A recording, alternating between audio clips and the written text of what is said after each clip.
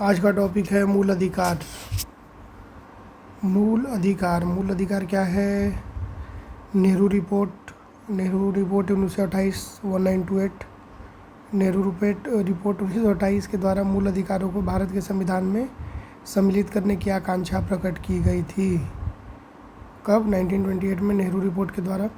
भारतीय संविधान में भारतीय संविधान का भाग 3 के अंतर्गत अनुच्छेद 12 से 35 जो है मौलिक अधिकार का वर्णन किया गया है। भाग 3 में है, अनुच्छेद 12 से 35 में मौलिक अधिकारों का वर्णन किया गया है जो निम्नलिखित है। तो क्या है भाई? समानता का अधिकार। दूसरा क्या है? स्वतंत्रता का अधिकार। तीसरा क्या है? शोषण के विरुद्ध अधिकार। चौथा क्या है? धर्म की स्वतंत्रता का अधिकार। पांचवा क्या है? संस्कृति और शिक्षा संबंधी अधिकार। छठा क्या है? संवैधानिक उपचारों का अधिकार, सबसे पावरफुल। ठीक, तो भाग 3 में है नागरिकता। अनुच्छेद कितना है? 12 से 35। पहला में क्या है? समानता का अधिकार। दूसरा में क्या है? स्वतंत्रता का अधिकार।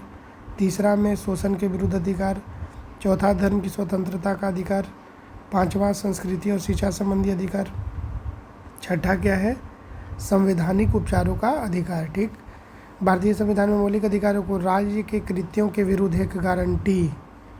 मौलिक अधिकार हमारा गारंटी है, याद रखिएगा। मौलिक अधिकार हमारा गारंटी है, राज्यों के कृत्यों के विरुद्ध एक गारंटी के रूप में स्थान दिया गया है।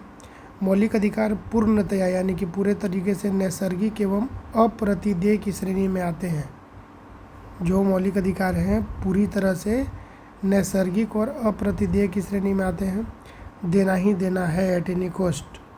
अनुच्छेद 352 के तहत आपात की उद्घोषणा के परिवर्तन की स्थिति में अनुच्छेद 358 और 359 के प्रावधानों के अंतर्गत ही मूल अधिकारों का निलंबन किया जा सकता है। ठीक, तो जब अनुच्छेद 352 के तहत जो आपात का उद्घोषणा होता है उसके परिवर्तन की स्थिति में अनुच्छेद 358 359 के प्रावधानों के अंतर्गत मूल अधिकारों का निलंबन भी किया जा सकता है। ये भी याद रखिएगा।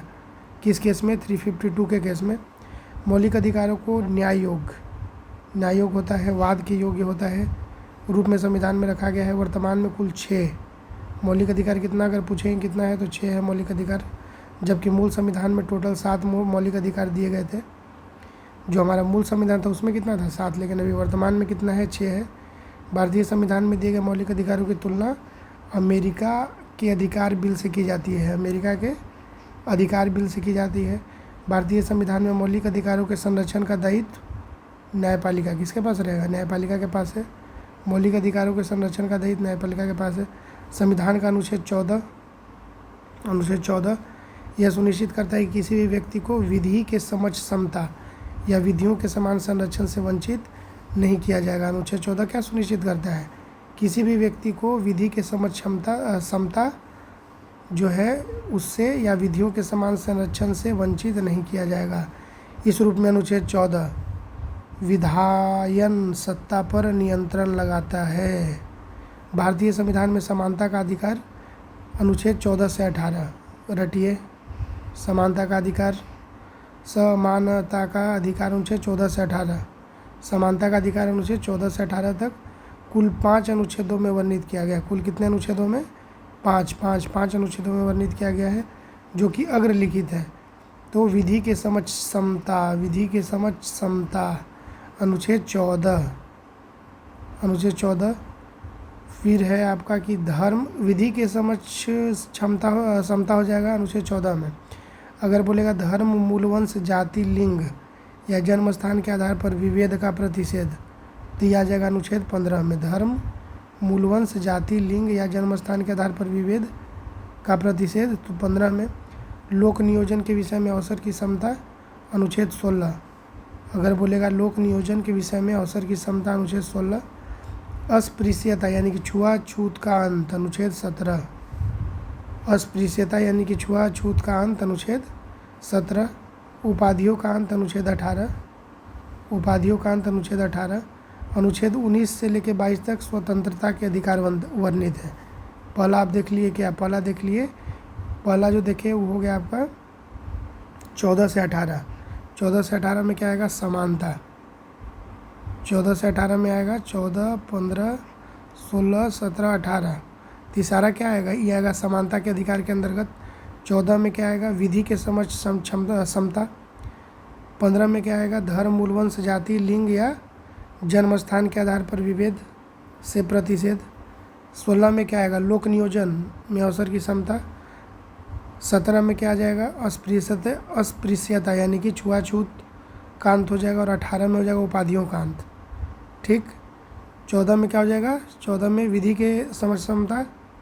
15 में क्या हो जाएगा, 15 में हो जाएगा धर्म, मूल, वंश, जाति, लिंग या जन्म स्थान के आधार पर विभेद से प्रतिषेध। 16 हो जाएगा लोक नियोजन। 16 क्या हो जाएगा, लोक नियोजन के विषय में अवसर की क्षमता। 17 क्या हो जाएगा, 17 हो जाएगा छुआछूत का अंत। 17 क्या हो जाएगा, छुआछूत का अंत। 18 क्या हो जाएगा, उपाधियों का अंत। 18 क्या हो जाएगा, उपाधियों का अंत। अब ये 19 में, तो 19 में क्या है, 19 से लेकर 22 तक है स्वतंत्रता का अधिकार। 19 से 22 क्या है, 19 से 22 क्या है, स्वतंत्रता का अधिकार। स्वतंत्रता का अधिकार है भाई। तो इसमें क्या है, अभिव्यक्ति की स्वतंत्रता सहित कुल 6 प्रकार की स्वतंत्रता। टोटल कितनी प्रकार की, 6 प्रकार की स्वतंत्रता दी गई है, प्रदान की गई है। अनुच्छेद 19 के 1 यानी कि क में प्रावधानित वाक एवं अभिव्यक्ति की स्वतंत्रता के अंतर्गत ही समाचार पत्रों की स्वतंत्रता भी निहित मानी जाती है। अनुच्छेद 19 के 1 में या अनुच्छेद 19 के क में जो दिया गया है वाक एवं अभिव्यक्ति की स्वतंत्रता, उसी के अंतर्गत जो है समाचार, जो समाचार पत्र की स्वतंत्रता उसी में निहित मानी जाती है। उच्चतम न्यायालय ने अपने अनेक निर्णयों में सूचना के अधिकार को अनुच्छेद 19 के 1 के क में प्रदत्त वाक एवं अभिव्यक्ति की स्वतंत्रता के अधिकार में निहित माना है। संविधान के अनुच्छेद 1 के ख, संविधान के अनुच्छेद 19 के 1 के ख में क्या है, शांतिपूर्वक एवं निरायुद्ध सम्मेलन। 19 के 1 के ख में क्या है, शांतिपूर्वक एवं निरायुद्ध सम्मेलन की स्वतंत्रता दी गई है। अनुच्छेद 19 के 1 के ग में क्या है, 19 के 1 के ग में क्या है, संगम या संघ बनाने या सहकारी सोसाइटी बनाने की स्वतंत्रता है।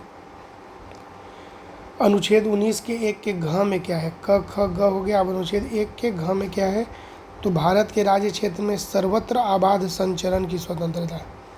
भारत के राज्य क्षेत्र में सर्वत्र आबाद संचरण की स्वतंत्रता। अनुच्छेद 19 के 1 के अंग के तहत भारत के राज्य क्षेत्र के किसी भाग में निवास करने और बस जाने की स्वतंत्रता। 19 के 1 के 6 में, 6 के तहत कोई वृत्ति, व्यापार या कारोबार करने की स्वतंत्रता का प्रावधान किया गया है। 44वें संवैधानिक संशोधन 44th कॉन्स्टिट्यूशनल अमेंडमेंट, 44वें संवैधानिक संशोधन अधिनियम 1978 1978 के द्वारा अनुच्छेद 19 के 1 के च का लोप कर दिया गया। तो च में क्या था, च में देखिए क्या था, च का लोप कर दिया गया। अनुच्छेद 19 के 1 के क से लेकर 19 के 1 के 6 तक में दी गई विभिन्न स्वतंत्रताओं पर 19 के 2 से लेकर 19 के 6 तक में दिए गए विभिन्न आधारों पर निर्बंधन आरोपित किए जा सकते हैं। अनुच्छेद 20 क्या है, तो अनुच्छेद 20 का संबंध अपराधों के विरुद्ध दोष सिद्धि के संबंध में संरक्षण। याद रखो अनुच्छेद 20 क्या है, अनुच्छेद 20 का संबंध अपराधों के लिए दोष सिद्धि के संबंध में संरक्षण। अनुच्छेद 21 क्या है, तो अनुच्छेद 21 का संबंध प्राण एवं दैहिक स्वतंत्रता के संरक्षण से है। ठीक है, अनुच्छेद 20 का संबंध किससे है, अपराधों के लिए दोष सिद्धि के संबंध में संरक्षण। अनुच्छेद 21 का संबंध है प्राण एवं दैहिक स्वतंत्रता के संरक्षण यानी कि जीवन का अधिकार से है। एवं अनुच्छेद 21 का क जो है, 21 का क क्या है, शिक्षा का अधिकार। 21 का क क्या है, शिक्षा का अधिकार से संबंधित है। अनुच्छेद 22 में कुछ दशाओं में गिरफ्तारी और निरोध से संरक्षण। अनुच्छेद 22 में है कुछ दशाओं में गिरफ्तारी और निरोध से संरक्षण का प्रावधान किया गया है। भारतीय संविधान का अनुच्छेद 24 14 वर्ष से कम की आयु के बालकों को कारखानों, खनन इत्यादि परिसंकटमय क्षेत्रों में नियोजन को निषिद्ध करता है यानी कि रोकता है। अनुच्छेद 24 किससे रिलेटेड है, बाल श्रम से रिलेटेड है। 14 वर्ष से कम की आयु के बालकों के कारखानों, खनन इत्यादि परिसंकटमय क्षेत्रों में नियोजन को निषिद्ध करता है। जबकि अनुच्छेद 23 क्या करता है, अनुच्छेद 23 मानव के दुर्व्यापार और बालाश्रम का प्रतिषेध करता है। ठीक, 23 में क्या होगा, फोर्स्ड लेबर, चाइल्ड लेबर 24 में, 23 में है फोर्स्ड लेबर या स्लेव जो बनाया जाता है। अनुच्छेद 23 मानव के दुर्व्यापार और बालाश्रम का प्रतिषेध करता है।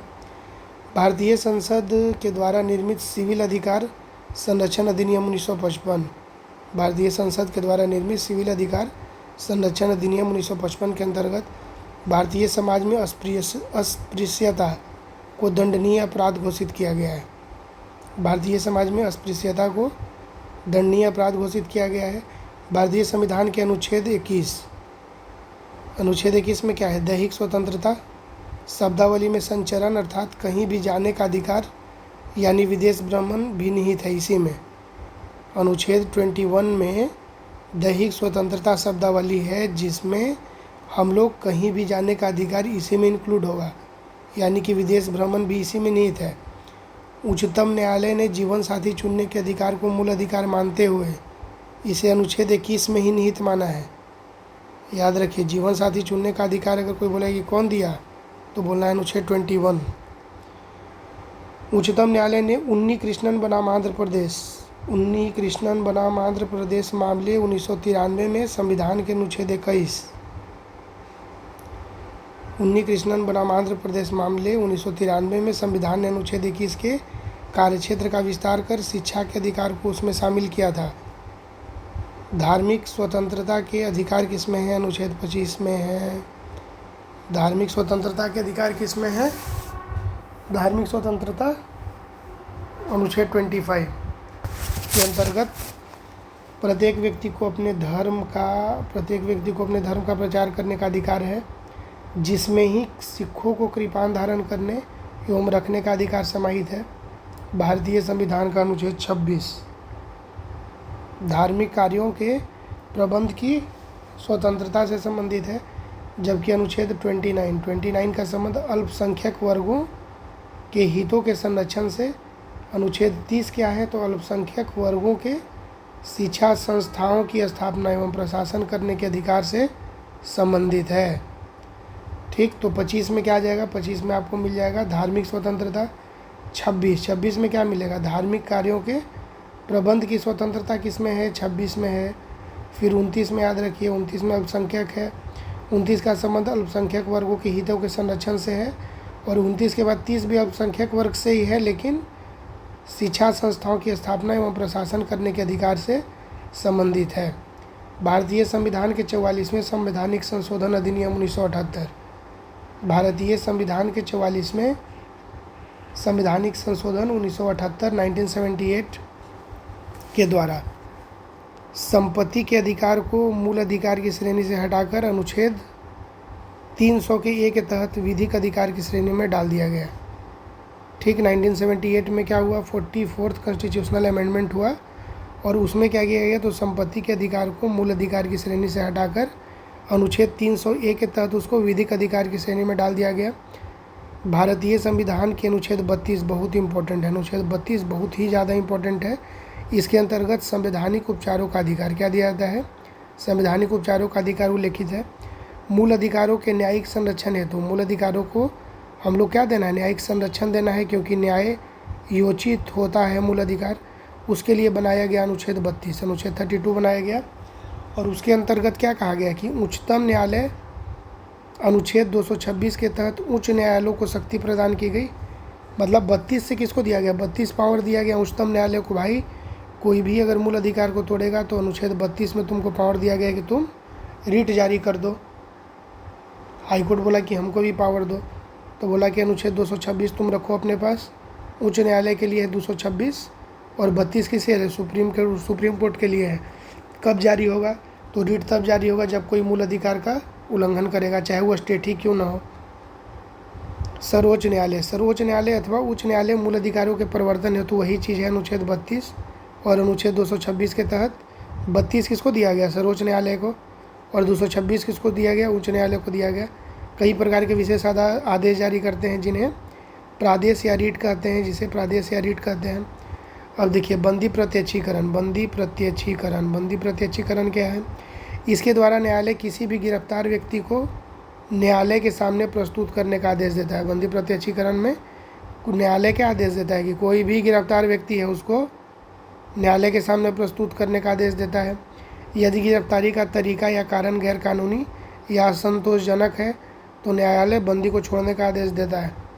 फिर आता है आपका परमादेश। परमादेश में लग नहीं रहा है कि आदेश दे रहा है, तो यह आदेश तब जारी किया जाता है जब न्यायालय को लगता है कि कोई सार्वजनिक पदाधिकारी जो है पदाधिकारी बनने के बाद अपने कानूनी और संवैधानिक दायित्वों का पालन नहीं कर रहा है, इससे किसी व्यक्ति का मौलिक अधिकार प्रभावित हो रहा है, तो आदेश देगा। किसको आदेश देगा? सार्वजनिक पदाधिकारी को, जो अपने कानूनी और संवैधानिक दायित्वों का पालन नहीं कर रहा है। फिर आता है प्रतिषेध। तो प्रतिषेध से नहीं लग रहा है कि कोई चीज़ रोका जा रहा है, निषेध किया जा रहा है। तो जब कोई निचली अदालत अपने अधिकार क्षेत्र का अतिक्रमण करके, अपने अधिकार क्षेत्र का क्या करके, अतिक्रमण करके किसी मुकदमे की सुनवाई करती है, तो ऊपर की अदालत यानी कि उच्च न्यायालय या सर्वोच्च न्यायालय उसे ऐसा करने से रोकने के लिए प्रतिषेध आदेश जारी करता है। क्या करता है? प्रतिषेध आदेश जारी करता है। फिर आता है अधिकार परीक्षा। अधिकार परीक्षा जब न्यायालय को लगता है कि कोई व्यक्ति ऐसे पद पर नियुक्त हो गया है जिस पर उसका कोई कानूनी हक नहीं है, तो नहीं लग रहा है कि अधिकार है नहीं लेकिन ले रखा है। अधिकार परीक्षा मतलब परे की इच्छा से क्या कर रहा है? अधिकार ले रहा है, उसका अधिकार है नहीं। तो कोई व्यक्ति ऐसे पद पर अगर नियुक्त हो गया है जिस पर उसका कोई कानूनी हक नहीं है, तब न्यायालय अधिकार परीक्षा आदेश के द्वारा उसे पद पर कार्य करने से रोक देगा। फिर आएगा उत्प्रेषण। उत्प्रेषण से देखिए, उत्प्रेषण से लग रहा है कि प्रेशराइज किया जा रहा है, प्रेशर दिया जा रहा है। तो प्रेशर कब दिया जाता है? जब मान लो कि एक रूम में हम सामान स्टोर कर रहे हैं, बहुत भर गया, तो उसको क्या किया जाता है? प्रेशराइज किया जाता है कि और हटाओ और हटाओ। तो इसमें क्या होगा कि जब कोई निचली अदालत या सरकारी अधिकारी बिना अधिकार के कोई कार्य करता है, तो न्यायालय या उच्च न्यायालय या सर्वोच्च न्यायालय उसके समक्ष विचाराधीन मामले, तो बोलेगा कि तुम बहुत प्रेशर ले रहे हो भाई, निचली अदालत को बोलेगा तुम बहुत प्रेशर ले रहे हो, तुम क्या करो। और सरकारी अधिकारी को भी बोलेगा बहुत प्रेशर लिया जा रहा है, तो निचली अदालत को क्या बोलेगा कि तुम जो केस के लिए इतना प्रेशर ले रहे हो ना, उस केस को ट्रांसफ़र कर दो, तो बाबू ऊपर कर दो बउआ, ट्रांसफ़र सुप्रीम कोर्ट में। और अगर कोई सरकारी अधिकारी है बिना अधिकार के कोई कार्य करता है, तो न्यायालय उसे क्या देगी? उत्प्रेषण।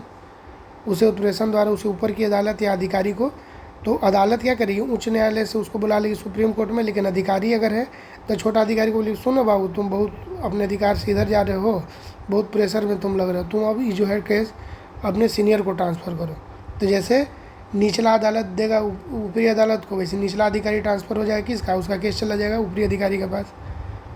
संविधान के अनुच्छेद 352 के तहत युद्ध या बाह्य आक्रमण के कारण राष्ट्रपति के द्वारा आपातकाल की उद्घोषणा किए जाने पर अनुच्छेद 358 के तहत अनुच्छेद 19 में वर्णित मूल अधिकार स्वतः ही निलंबित हो जाते हैं। याद रखिए 352 जो है, अनुच्छेद 19 में वर्णित मूल अधिकार स्वतः ही निलंबित हो जाते हैं। कब? 352 जब लग जाएगा तब। अब देखिए इसमें कि अनुच्छेद 20 और 21 सब नहीं, अनुच्छेद 20 और 21 को छोड़कर अन्य मूल अधिकारों को निलंबित करने की शक्ति राष्ट्रपति को अनुच्छेद 359 के तहत प्राप्त है। अनुच्छेद 20 और 21 को छोड़कर सब नहीं, लेकिन 20 और 21 तो एकदम छोड़ना होगा। 20 और 21 में कोई भी नहीं रोक लगा सकता है, इसका भी लेकिन एक केस है। अनुच्छेद 20 और 21 को छोड़कर अन्य मूल अधिकारों को निलंबित करने का जो शक्ति दिया गया राष्ट्रपति साहब को, किस अनुच्छेद से दिया गया? अनुच्छेद 359। अनुच्छेद 359 के तहत प्राप्त है। भारतीय संविधान में 44वें संशोधन के पश्चात अनुच्छेद 20 और 21 के अंतर्गत प्राप्त मूल अधिकारों को निलंबित नहीं किया जा सकता है। 44वें संशोधन के पश्चात अनुच्छेद 20 और 21 के अंतर्गत जो प्राप्त है मूल अधिकार, उसको निलंबित नहीं किया जा सकता है। बच्चन सिंह बनाम पंजाब राज्य। कौन है भाई? बच्चन सिंह बनाम पंजाब राज्य के मामले में उच्चतम न्यायालय ने बहुमत के निर्णय से यह अभी निर्धारित किया है कि मृत्यु कारित करने के लिए मृत्यु दंड का वैकल्पिक दंड अनुच्छेद 14, 19 और 21 का अतिक्रमण नहीं करता है और सांविधिक है। ठीक, क्या बोल रहा है कि बच्चन सिंह बनाम पंजाब राज्य के मामले में उच्चतम न्यायालय ने क्या बोला कि बहुमत के निर्णय से अगर यह अभी निर्धारित किया जाता है कि मृत्यु कारिता करने के लिए अगर किसी को मृत्यु दंड दिया गया है, तो ऐसा नहीं है कि वह ये क्या हो जाएगा, यह अनुच्छेद 14, 19 और 21 का अतिक्रमण नहीं कर रहा है। ऐसे तो फिर जिसको मृत्यु दंड बोलेगा कि दिया जाएगा, बोलेगा कि भाई तो मेरे मूल अधिकार का हनन हो रहा है। तो इसमें आ जाइए, प्रश्न कोश में आ जाइए। क्वेश्चन नंबर 1, निम्नलिखित में से कौन सा कारक किसी उदार लोकतंत्र में स्वतंत्रता की सर्वोच्चतम सुरक्षा को नियत करता है? निम्नलिखित में से कौन सा कारक किसी उदार लोकतंत्र में स्वतंत्रता की सर्वोत्तम सुरक्षा को नियत कौन करता है? तो याद रखिएगा कि शक्तियों का पृथक्करण, जो शक्तियों का पृथक्करण हो रहा है, जो बंटवारा हो रहा है शक्तियों का, वह किसी भी उदार लोकतंत्र में क्या करता है? स्वतंत्रता की सर्वोत्तम सुरक्षा, जो स्वतंत्रता है उसका अगर सबसे बेस्ट सेफ्टी क्या है कि आप शक्ति को बांट दो। एक आदमी के हाथ में पावर होगा, एक एजेंसी के हाथ में पावर होगा, तो क्या होगा? उसका मिसयूज होगा, फ्रीडम कॉम्प्रोमाइज होगा। तो सबसे अच्छा क्या है? उसको डिवाइड कर दो। अब आ जाइए क्वेश्चन नंबर 2, निम्नलिखित में से कौन सा एक सही है? तो इसमें ए सही है।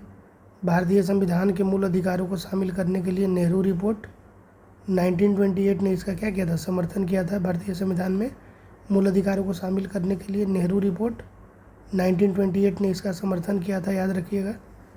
क्वेश्चन नंबर 3, निम्नलिखित में से किस व्यक्ति ने मूल अधिकारों को हमारे लोगों के लिए एक प्रतिज्ञा तथा सभ्य विश्व के साथ किया गया समझौता कहा था?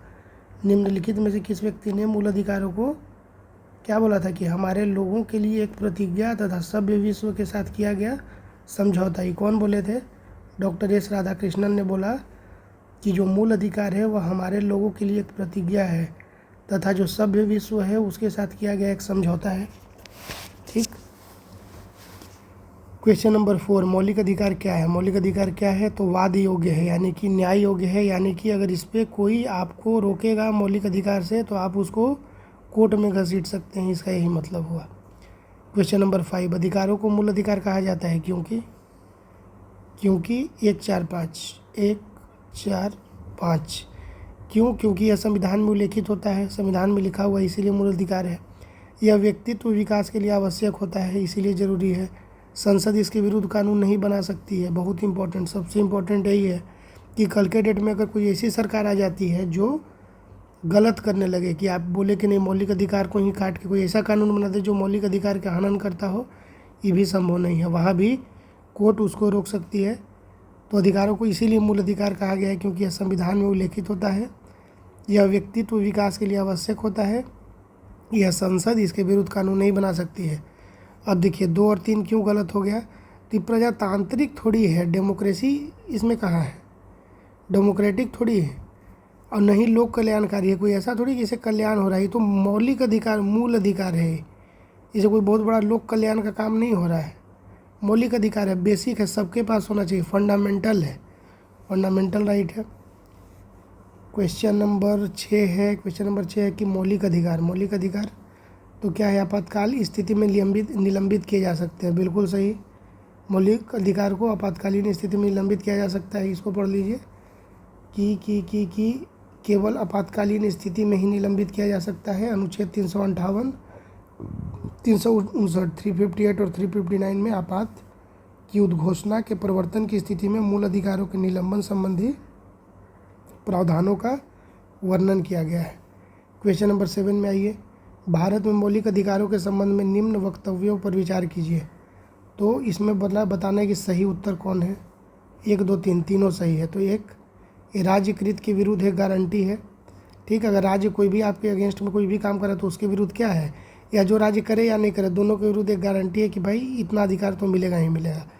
दूसरा क्या है? संविधान के भाग 3 में सूचीबद्ध है, सबको मालूम है। मौलिक अधिकार कहाँ है? भाग 3 में है। अनुच्छेद क्या है? 12 से 35 है।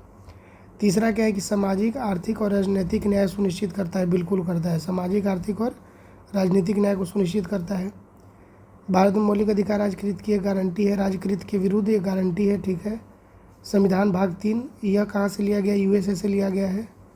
ठीक ठीक ठीक ठीक ठीक। अब आइए आगे, क्वेश्चन नंबर 8, भारतीय संविधान के किस अनुच्छेद के अंतर्गत नागरिकों को मौलिक अधिकार प्रदान किए गए हैं? किस अनुच्छेद? 12 से 35। क्वेश्चन नंबर 9, भारतीय संविधान का कौन सा अनुच्छेद संवैधानिक प्रावधानों को संघीय संसद, राज्य विधान पालिकाओं द्वारा बनाए गए नियम या कानूनों पर प्राथमिकता प्रदान करता है? भारतीय संविधान का ऐसा कौन सा अनुच्छेद है जो संवैधानिक प्रावधानों को संघीय संसद या राज्य विधान पालिकाओं के द्वारा बनाए गए नियमों कानूनों पर प्राथमिकता प्रदान करता है तो अनुच्छेद 13। ठीक, अनुच्छेद 13 संविधान के अनुच्छेद 13 में यह प्रावधान है कि संघ एवं राज्य कोई ऐसा कानून नहीं बनाएंगे, लिखा हुआ है बजाबते अनुच्छेद 13 में कि संघ एवं राज्य कोई ऐसा कानून नहीं बनाएंगे जो भाग 3 में प्रदत्त मौलिक अधिकारों को छीनता या न्यून करता है। ठीक, क्वेश्चन नंबर 10, भारतीय संविधान के अनुच्छेद 13 का मुख्य उद्देश्य निम्नलिखित में से किसके संदर्भ में संविधान की सर्वोच्चता सुनिश्चित करना है? भारतीय संविधान के अनुच्छेद 13 का मुख्य उद्देश्य निम्नलिखित में से किसके संदर्भ में संविधान की सर्वोच्चता सुनिश्चित करना है? तो मौलिक अधिकार के संदर्भ में बनाया गया है। ठीक है, क्वेश्चन नंबर 11, भारतीय संविधान में समता का अधिकार 5 अनुच्छेदों के द्वारा प्रदान किया गया है। समता का अधिकार याद करो, सबसे पहला 14 से 18 था ना। समता का अधिकार किस में है? 14 से 18 में है समता का अधिकार। इसमें देख लीजिए कि भारतीय संविधान में समता का अधिकार 5 अनुच्छेद में 14 से 18 के तहत प्रदान किया गया है। 14 में क्या है? विधि के समक्ष समता। 14 में क्या है? विधि के समक्ष समता। अनुच्छेद 15 में क्या है? धर्म, मूलवंश, जाति, लिंग या जन्म स्थान के आधार पर विभेद पर प्रतिषेध। 16 क्या है? लोक नियोजन के विषयों में अवसर की समता। 17 में क्या है? अस्पृश्यता का अंत। 18 में क्या है? उपाधियों का अंत।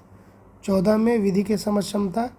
15 में धर्म, मूलवंश, जाति, लिंग या जन्म स्थान के आधार पर विभेद। 16 में लोक नियोजन के विषयों में अवसर की समता, जो भी लोक नियोजन होगा उसमें सबको बराबर मिलेगा हिस्सा 16 में। 17 क्या बोलता है? अनटचेबिलिटी को ख़त्म करो। और 18 बोलता है कि उपाधियों का अंत करो। क्वेश्चन नंबर 12, समानता का अधिकार संविधान के निम्न अनुच्छेदों में से किनके अंतर्गत दिया हुआ है? बताइए। 14 से 18 है तो 14 में आ जाएगा। 2, 3, 4, तो इसमें देख लीजिए 2, 3, 4, 2 है, 3 है और 4 है, तो 14 से 18 में आ जाएगा ना। 14, 15, 16। क्वेश्चन नंबर 13, भारतीय संविधान के निम्नलिखित अनुच्छेदों में से कौन विधायन सत्ता पर पूर्ण नियंत्रण लगाता है? बताइए, किस पे नियंत्रण लगाया जा रहा है? ये देखिए, विधायन पर। जो विधायिका है, जो कानून बनाती है, तो भारतीय संविधान में निम्नलिखित अनुच्छेदों में से कौन विधायन सत्ता पर पूर्ण प्रतिबंध लगाता है? तो अनुच्छेद 14। संविधान का अनुच्छेद 14 विधायन सत्ता पर नियंत्रण लगाता है। यह उपबंध कहता है कि किसी व्यक्ति को विधि के समक्ष समता से या विधियों के समान संरक्षण से वंचित नहीं किया जाएगा। प्रत्येक व्यक्ति, चाहे वह नागरिक हो या विदेशी, सब पर यह अधिकार लागू होता है। ठीक, तो विधि के समक्ष समता किसमें है? 14 में है। तो विधि विधायन के सत्ता पर पूर्ण नियंत्रण कौन लगाएगा? 14। क्वेश्चन नंबर 14, निम्नलिखित में से भारत के संविधान का कौन सा अनुच्छेद कानून के समक्ष समानता से संबंधित है?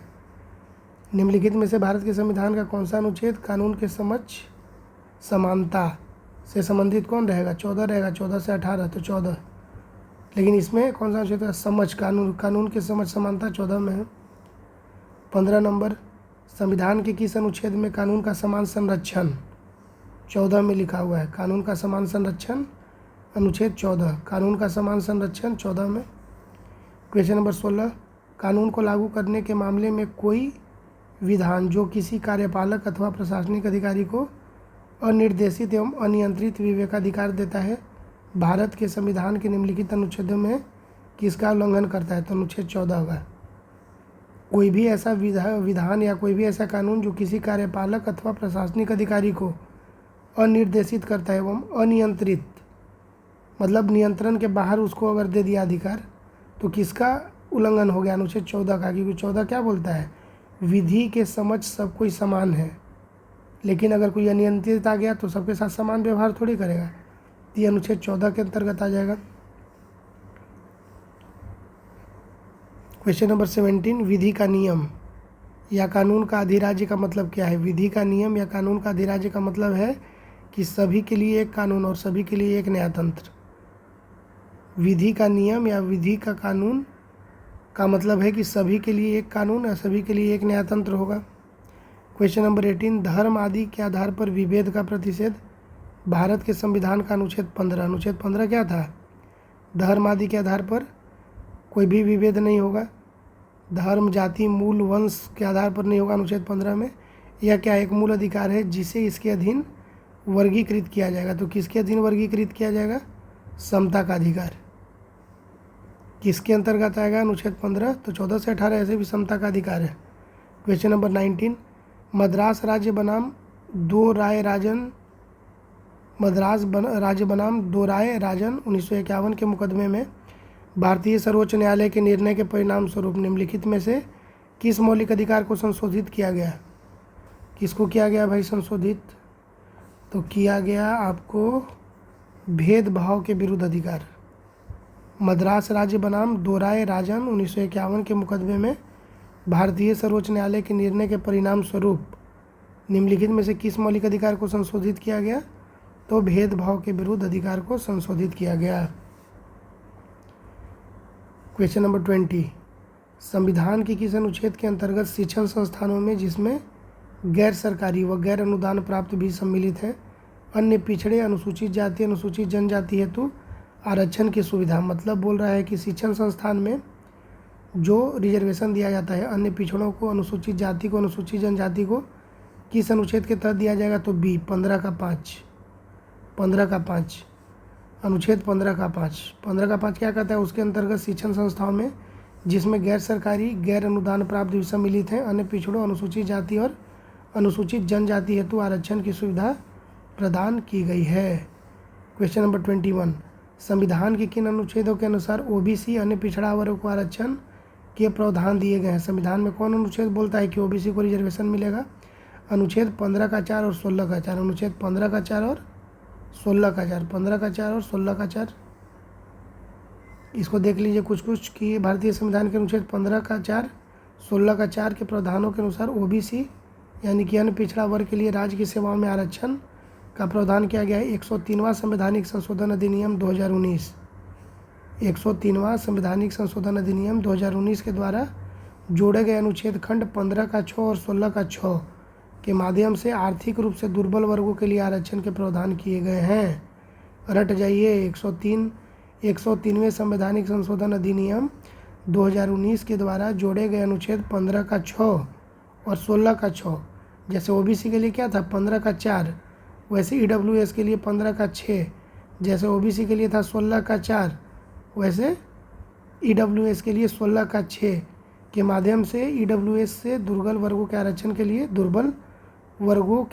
के लिए प्रावधान किए गए हैं। क्वेश्चन नंबर 22, भारतीय संविधान के निम्नलिखित अनुच्छेदों में से कौन सा एक लोक नियोजन के विषय में भारत के सभी नागरिकों को अवसर की समानता की प्रत्याभूति प्रदान करता है? भारतीय संविधान के निम्नलिखित अनुच्छेदों में से कौन सा एक लोक नियोजन में जो दिया जाता है ना, तो बोल रहा है कि लोक नियोजन के विषय में भारत के सभी नागरिकों को बोलता है कि भाई लोक नियोजन जब भी होगा तो सबको अवसर का समानता मिलेगा। कौन अनुच्छेद बोलता है? तो उस अनुच्छेद का नाम है अनुच्छेद 16 का 1 और 16 का 2। अनुच्छेद 16 का 1 और 16 का 2 क्या बोलता है कि भारत के सभी नागरिकों को अवसर की समानता मिलेगी। कहाँ? लोक नियोजन में। नेक्स्ट क्वेश्चन नंबर 23 क्या है कि भारतीय संविधान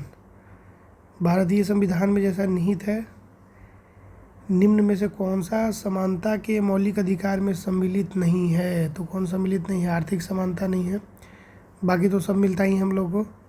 कानून के समझ समानता मिलता है, सामाजिक समानता मिलता है, अवसर की समानता भी मिलता है, लेकिन आर्थिक समानता हमको नहीं मिलता है। ठीक। क्वेश्चन नंबर 24, कथन यह है कि सामाजिक, आर्थिक एवं राजनीतिक क्षेत्रों में समान आधार निर्मित करने के उद्देश्य से राज्य असमान लोगों के लिए भिन्न व्यवहार कर सकता है। सामाजिक, आर्थिक एवं राजनीतिक क्षेत्रों में समान आधार निर्धारित करने के उद्देश्य से, क्वेश्चन को ध्यान से पढ़िए, समान आधार को निर्मित करने के लिए उद्देश्य से राज्य असमान लोगों के लिए भिन्न व्यवहार कर सकता है। कारण क्या है? तो समान लोगों में विधि समान होगी और समान रूप से प्रशासित की जाएगी।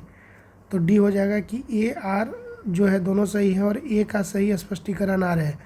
तो कहने का मतलब क्या है कि सामाजिक, आर्थिक और राजनीतिक क्षेत्र में अगर किसी को हमको समान आधार देना है तो राज्य जो है असमान लोग, जैसे जब जो ज़्यादा गरीब है उसको ज़्यादा बेनिफिट मिलेगा, जो कम गरीब है उसको कम बेनिफिट मिलेगा, तो राज्य असमान लोगों के लिए भिन्न व्यवहार कर सकता है।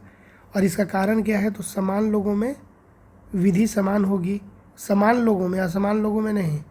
जो समान, जैसे हम जनरल एक और जनरल, तो समान लोगों तो हम लोग दोनों के लिए रिजर्वेशन का रूल सेम होगा। लेकिन अगर हम जनरल है, कोई ओबीसी है, तो उस केस में असमान हो जाएगा। लेकिन वो असमान क्यों होगा? क्योंकि कॉमन जो समानता है वो बरकरार रहे। क्वेश्चन नंबर 25 निम्नलिखित में से किसने भारतीय न्यायालय को समान कार्य के लिए समान वेतन का मौलिक अधिकार निगमन करने हेतु सक्षम किया? निम्नलिखित में से किसने भारतीय न्यायालय को समान कार्य के लिए समान वेतन का मौलिक अधिकार निगमन करने हेतु सक्षम किया? किसने किया? तो ए बी सी सभी को मिलाकर पढ़ना। ऐसा क्या? संविधान की प्रस्तावना में प्रयुक्त जो वर्ड है समाजवादी, इस शब्द से उनको एनर्जी मिला कि भाई समान काम के लिए समान वेतन देना है। तो एनर्जी कहाँ से आया? प्रस्तावना में उन्होंने पढ़ा समाजवादी शब्द, वहाँ से मिला। फिर ए को संविधान के अनुच्छेद 14 के साथ मिलाकर पढ़ना, फिर संविधान के अनुच्छेद 16 के साथ, मतलब 14, 16 और प्रस्तावना तीनों का इफेक्ट पड़ता है। क्वेश्चन नंबर 26 भारतीय संविधान की प्रस्तावना में प्रयुक्त समाजवाद, भारतीय संविधान की प्रस्तावना में जो वर्ड यूज होता है समाजवाद शब्द को निम्नलिखित किस अनुच्छेद या अनुच्छेदों के साथ मिलाकर पढ़ने से सर्वोच्च न्यायालय को समान कार्य के लिए समान वेतन को मौलिक अधिकार परिभाषित करने की शक्ति प्रदान हुई? तो 14 और 16 ऊपर ही पढ़े ना, अनुच्छेद 14 और 16 को मिलाकर पढ़ा तो समान कार्य के लिए समान वेतन मिला। क्वेश्चन नंबर 27 संविधान के किस प्रावधान के द्वारा अनटचेबिलिटी यानी कि अस्पृश्यता का उन्मूलन किया गया? तो 17, अनुच्छेद 17। क्वेश्चन नंबर 28 भारतीय संविधान का कौन सा अनुच्छेद अस्पृश्यता का उन्मूलन करता है और किसी भी रूप में इसके आचरण का निषेध करता है? तो ये भी पढ़ा हुआ है, अनुच्छेद 17। क्वेश्चन नंबर 29 भारतीय संविधान में वही अस्पृश्यता, तो वही 17 हो जाएगा, 17। क्वेश्चन नंबर 30 में भी सेम हो जाएगा अस्पृश्यता। 31 का भी सेम हो जाएगा 17, छुआछूत का उन्मूलन 17। क्वेश्चन नंबर 32 भी वही है, अनुसूचित जाति अनुसूचित जनजाति के किस अनुच्छेद के अंतर्गत मौलिक सामाजिक आर्थिक राजनीतिक तथा सांस्कृतिक अधिकार दिया गया? तो इसमें कन्फ्यूज नहीं होना है। और ऐसे भी इसमें कन्फ्यूजन तब होता है जब 28, 29 तरह का कुछ आता ना, तब होता। तो इसमें तो कुछ ऐसा है नहीं। इसमें 17 देख लो, 17 जो अनटचेबिलिटी है उसी से रिलेटेड है। अनुसूचित जाति और अनुसूचित जनजाति के किस अनुच्छेद के अंतर्गत मौलिक सामाजिक आर्थिक राजनीतिक तथा सांस्कृतिक अधिकार दिया गया? अनुच्छेद 17। क्वेश्चन नंबर 33 निम्नलिखित मूल अधिकारों के किस संवर्ग में अस्पृश्यता के रूप में किए गए विभेदन के विरुद्ध संरक्षण समाविष्ट हैं? निम्नलिखित मूल अधिकारों के किस संवर्ग में अस्पृश्यता के रूप में किए गए विभेदन के विरुद्ध संरक्षण समाविष्ट है? तो समता का अधिकार। ठीक, समता का अधिकार 14 से 18 उसी में आता है ना, 17। क्वेश्चन नंबर 34 भारत में अस्पृश्यता का निवारण निम्न में से किन उपायों के द्वारा किया जा सकता है? तो 1, 2, 3 सही है। कानून बनाकर, शिक्षा की उन्नति के द्वारा और जन जागरण के द्वारा। नौकरी में प्रवेश दिलाने से कुछ नहीं होगा। क्यों नहीं होगा? क्योंकि आज ही हम एक ब्लॉग पढ़ रहे थे, उसमें लिखा हुआ था कि कोई बहुत पहले का बात 90s में कोई अधिकारी बना SC ST का, और उसका जो प्यून बना ना वो था पंडित, मतलब पंडित कास्ट से थे। तो मतलब वो आरोप लगाए कि हम मेरा फाइल भी नहीं टच करता था, जो प्यून जो था वो हमारा फाइल, तो वही है। इससे क्या होता है कि नौकरियों में प्रवेश दिलाने से कुछ नहीं होगा। हायर पोस्ट पे भी चले जाएंगे तो बरकरार रहेगा, लेकिन अगर कानून बना दिया जाए तो आदमी के अंदर डर बनेगा। अगर लोगों को शिक्षित कर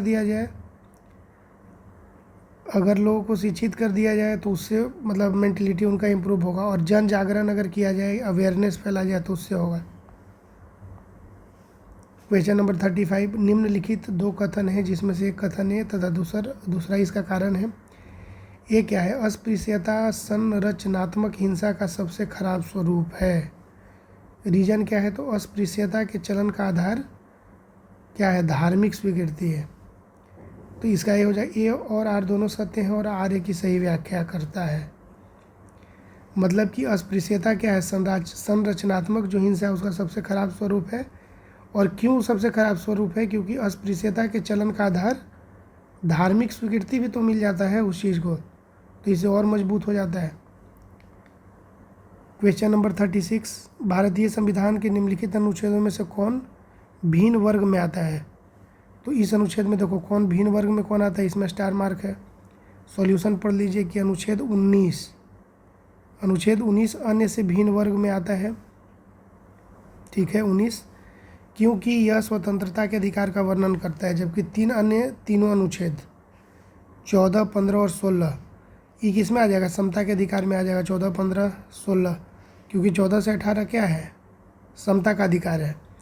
तो 19 जो है यह भिन्न हो जाएगा, क्योंकि यह स्वतंत्रता के अधिकार का वर्णन करता है। एक अन्य दृष्टि से देखें तो अनुच्छेद 15, 16, 19 केवल नागरिकों के लिए है। देखो इसीलिए स्टार दिया कि अगर अन्य दृष्टि से देखा जाए तो 15, 16 और 19 केवल नागरिकों के लिए है, जबकि अनुच्छेद 14 सभी के लिए उपलब्ध है। 14 सभी के लिए उपलब्ध है। क्यों? 14 में ऐसा क्या है कि सभी के लिए उपलब्ध है? 14 में है विधि के समझ समानता, तो कोई फॉरेनर रहे, इंडियन रहे, कोई भी रहे, सब कोई बराबर है उसके सामने। क्वेश्चन नंबर 37, भारतीय संविधान में स्वतंत्रता का अधिकार 4 अनुच्छेदों के द्वारा प्रदान किया गया है, जो है स्वतंत्रता का अधिकार बताओ। 19 से 22, 19, 20, 21, 22, टोटल कितना? 4 स्वतंत्रता का अधिकार 19 से 22। इसको पढ़ लीजिए।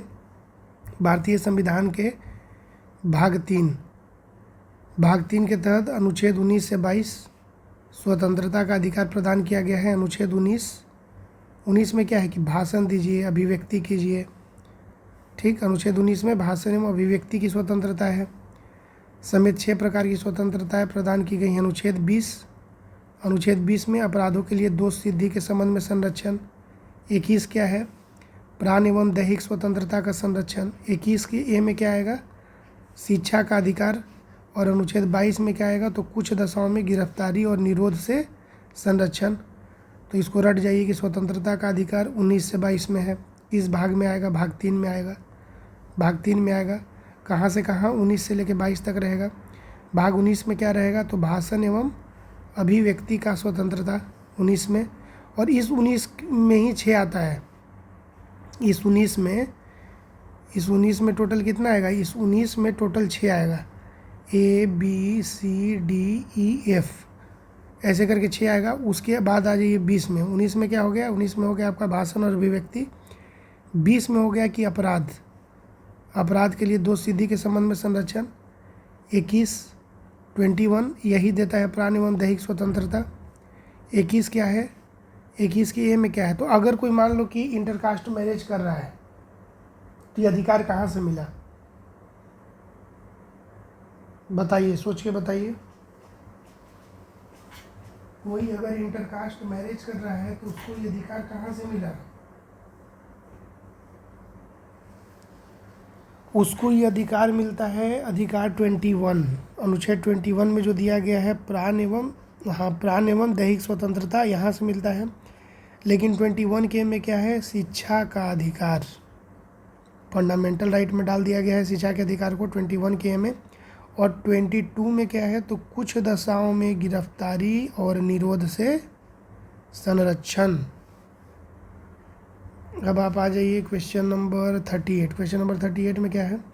भारतीय संविधान के किस अनुच्छेद में भाषण एवं अभिव्यक्ति की स्वतंत्रता के मूल अधिकार का प्रावधान है? भारतीय संविधान के किस अनुच्छेद में भाषण एवं अभिव्यक्ति की स्वतंत्रता? तो भाषण और अभिव्यक्ति कहाँ जाएगा? अनुच्छेद 19 में जाएगा।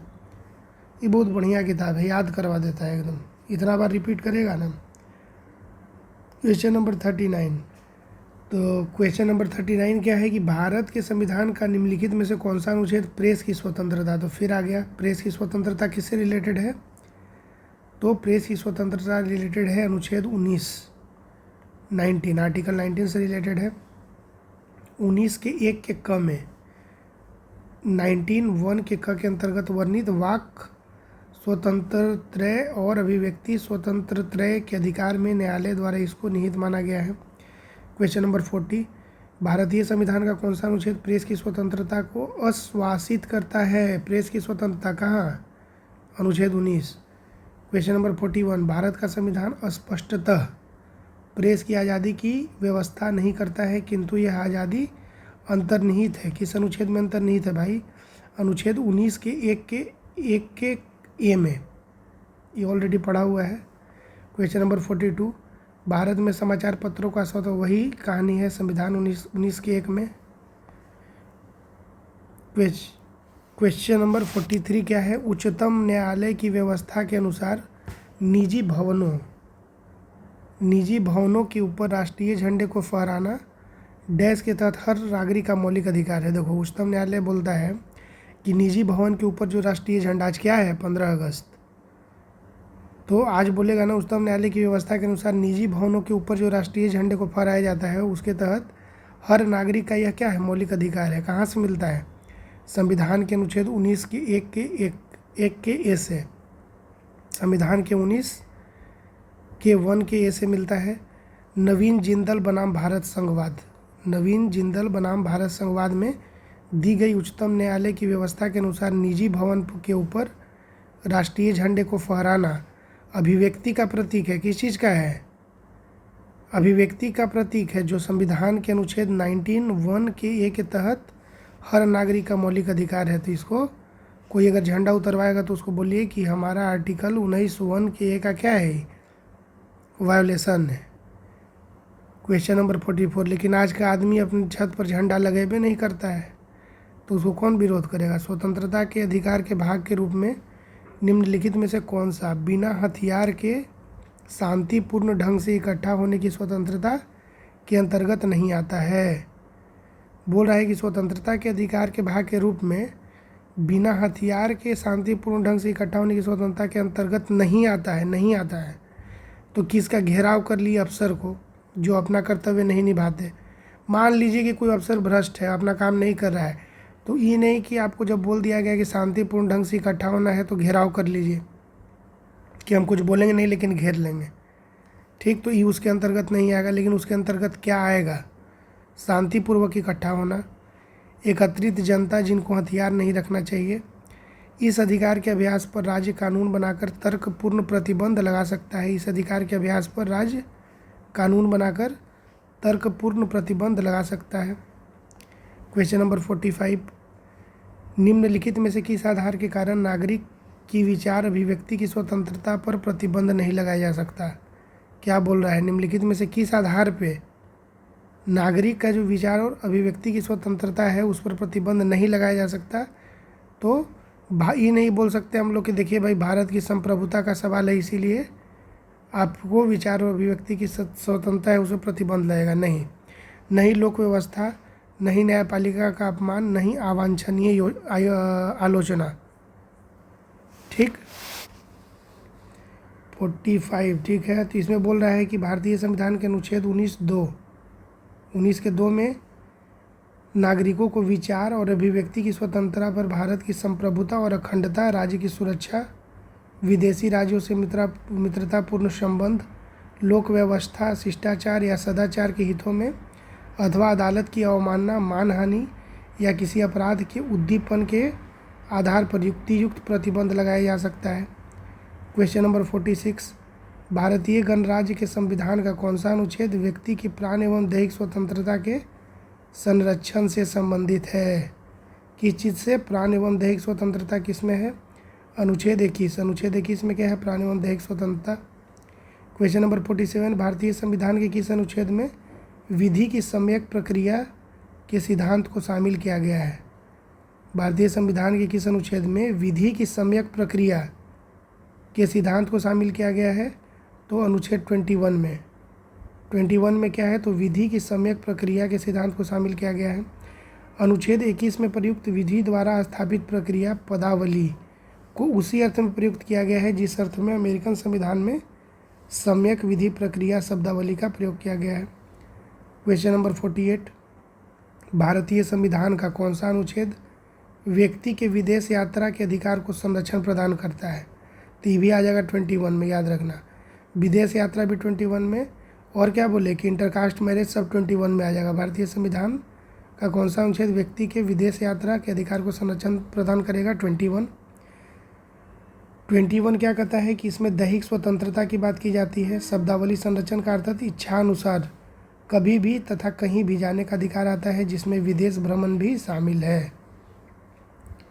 क्वेश्चन नंबर 49, निम्नलिखित में से किन है निम्नांकित में से किन्हें सर्वोच्च न्यायालय ने मौलिक अधिकार के रूप में मान्यता दी?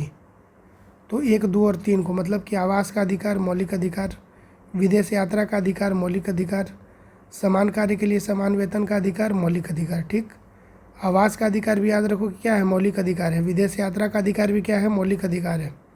समान कार्य के लिए समान वेतन भी क्या है, मौलिक अधिकार है। ठीक, क्वेश्चन नंबर 50 यानी कि 50, निम्नलिखित अधिकारों में कौन सा अधिकार अनुच्छेद 19 के 1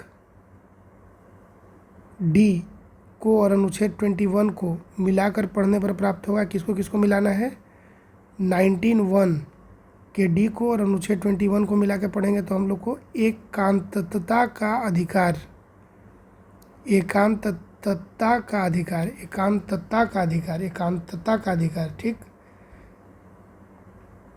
ठीक, अब इसको छोड़िए, आगे पढ़िए। क्वेश्चन नंबर 51, निजता के अधिकार को जीवन एवं व्यक्तिगत स्वतंत्रता के अधिकार के अंतर्भूत भाग के रूप में संरक्षित किया गया है। निजता के अधिकार को जीवन एवं व्यक्तिगत स्वतंत्रता के अधिकार के अंतर्गत भाग के रूप में संरक्षित किया जाता है। भारत के संविधान में निम्नलिखित में से किससे उपयुक्त कथन सही एवं समुचित ढंग से आर्थित होता है? निजता के अधिकार को जीवन एवं व्यक्तिगत स्वतंत्रता के अधिकार के अंतर्भूत भाग के रूप में संरक्षित किया जाता है। मतलब निजता का अधिकार क्या है? जीवन एवं व्यक्तिगत स्वतंत्रता से रिलेटेड है। भारत के संविधान में निम्नलिखित में से किससे उपयुक्त कथन सही एवं समुचित ढंग से आर्थित होता है? तो यह हो जाएगा ऑप्शन सी से, अनुच्छेद 21 एवं भाग 3 में गारंटी की गई स्वतंत्रताएं। अनुच्छेद 21 एवं भाग 3 में, तो इसमें क्या आ जाएगा? हाँ, तो जीवन तो उसी में है ना, 21 में ही है। क्वेश्चन नंबर 52, क्वेश्चन नंबर 52 क्या है? भारत के संविधान के किस अनुच्छेद के अंतर्गत निजता का अधिकार, बताओ निजता का अधिकार किस में आएगा? ये भी 21 में आएगा, दैहिक स्वतंत्रता में, प्राण एवं दैहिक स्वतंत्रता में आएगा निजता का अधिकार 21 में। क्वेश्चन नंबर 53, भारत के संविधान का कौन सा अनुच्छेद अपनी पसंद के व्यक्ति से विवाह करने के किसी व्यक्ति के अधिकार को संरक्षण देता है? तो ये भी हो जाएगा अनुच्छेद 21। ठीक, भारत के संविधान का कौन सा अनुच्छेद अपनी पसंद के व्यक्ति से विवाह करने के किसी व्यक्ति के अधिकार को संरक्षण देता है? अनुच्छेद 21। क्वेश्चन नंबर 54, निम्नलिखित में से कौन सा संविधान के अनुच्छेद 21 के दायरे में नहीं आएगा?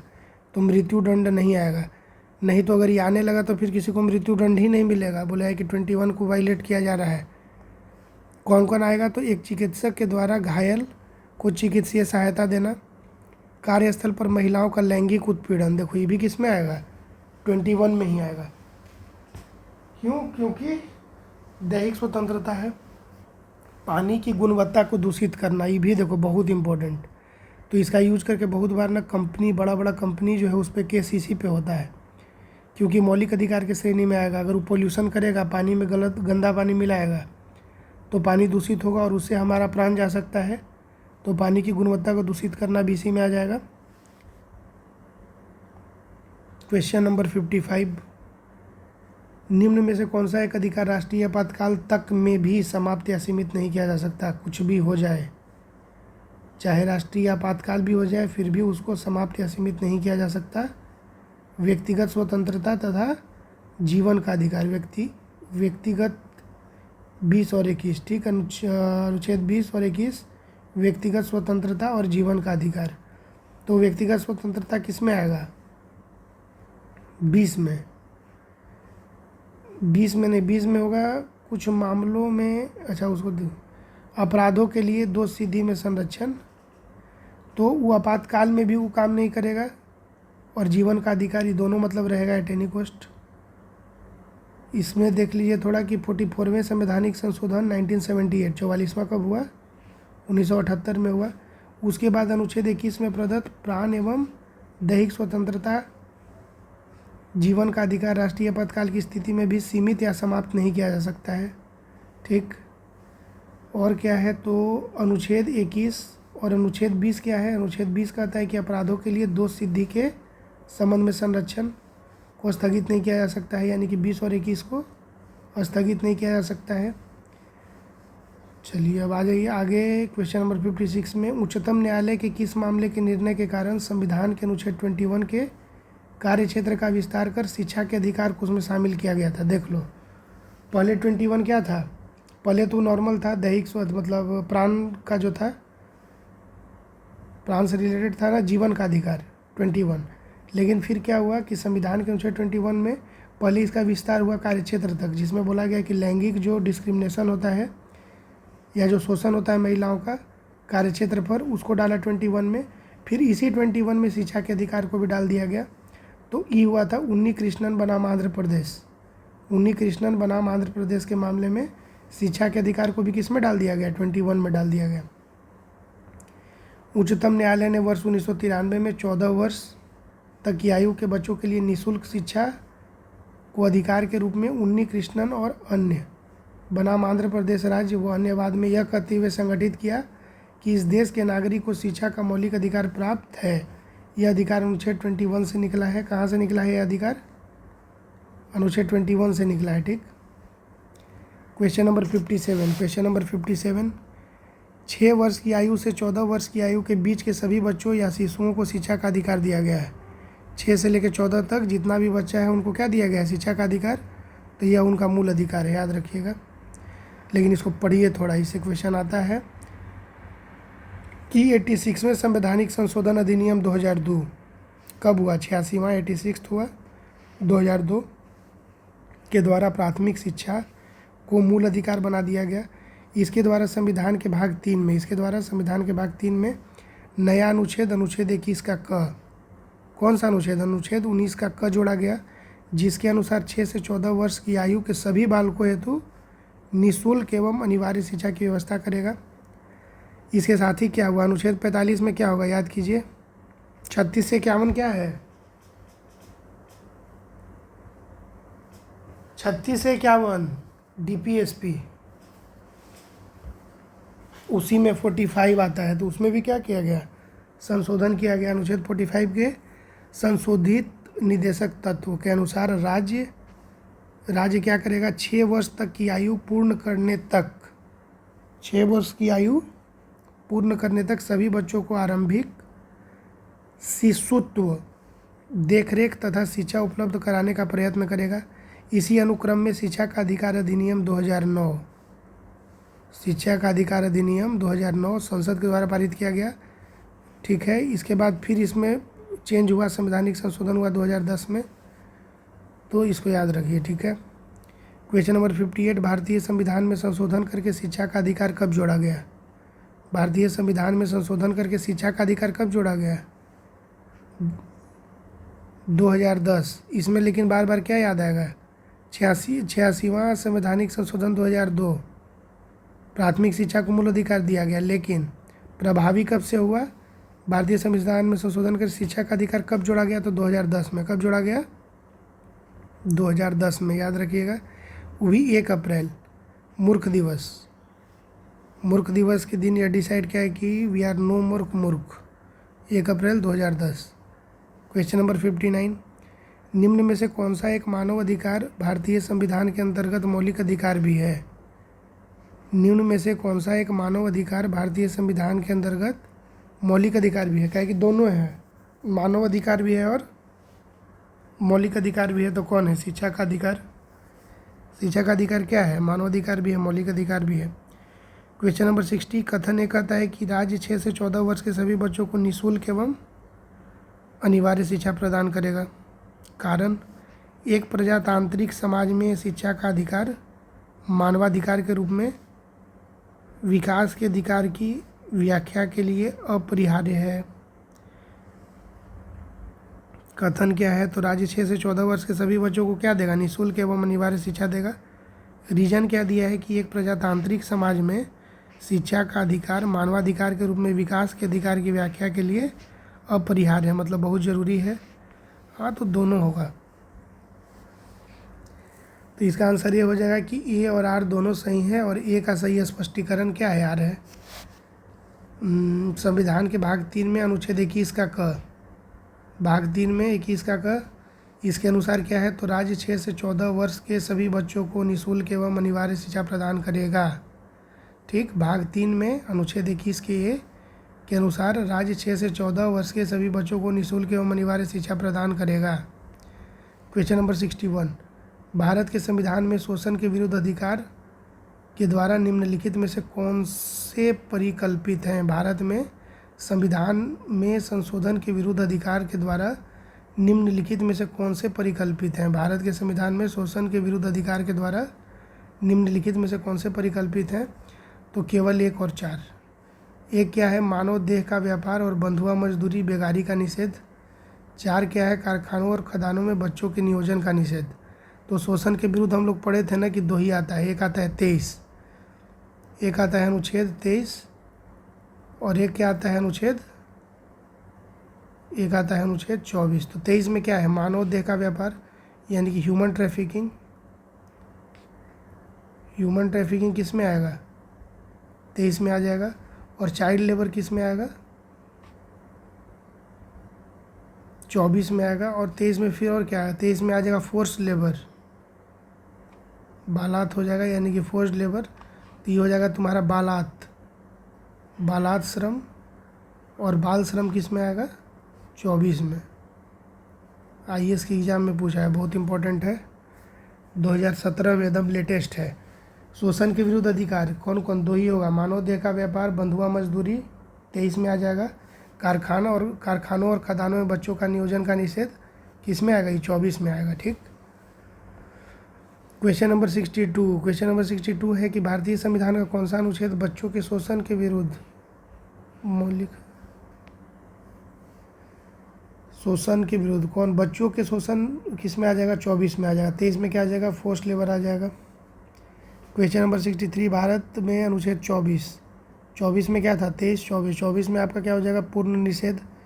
बालकों को मतलब वहाँ नहीं डालना है। कहाँ नहीं डालना है? जोखिमपूर्ण कार्य में। तो अनुच्छेद 24 है, इस पर पूर्ण निषेध लगाया गया है।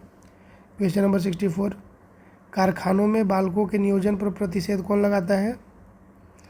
24। कारखानों में बालकों के नियोजन पर प्रतिषेध कौन लगाता है? अनुच्छेद 24। क्वेश्चन नंबर 65, मूल अधिकारों से संबंधित संविधान के निम्नलिखित अनुच्छेदों में से कौन एक प्रत्यक्ष रूप से बालकों के शोषण से संबंधित है? तो ये तो अब रटा जाना चाहिए 24।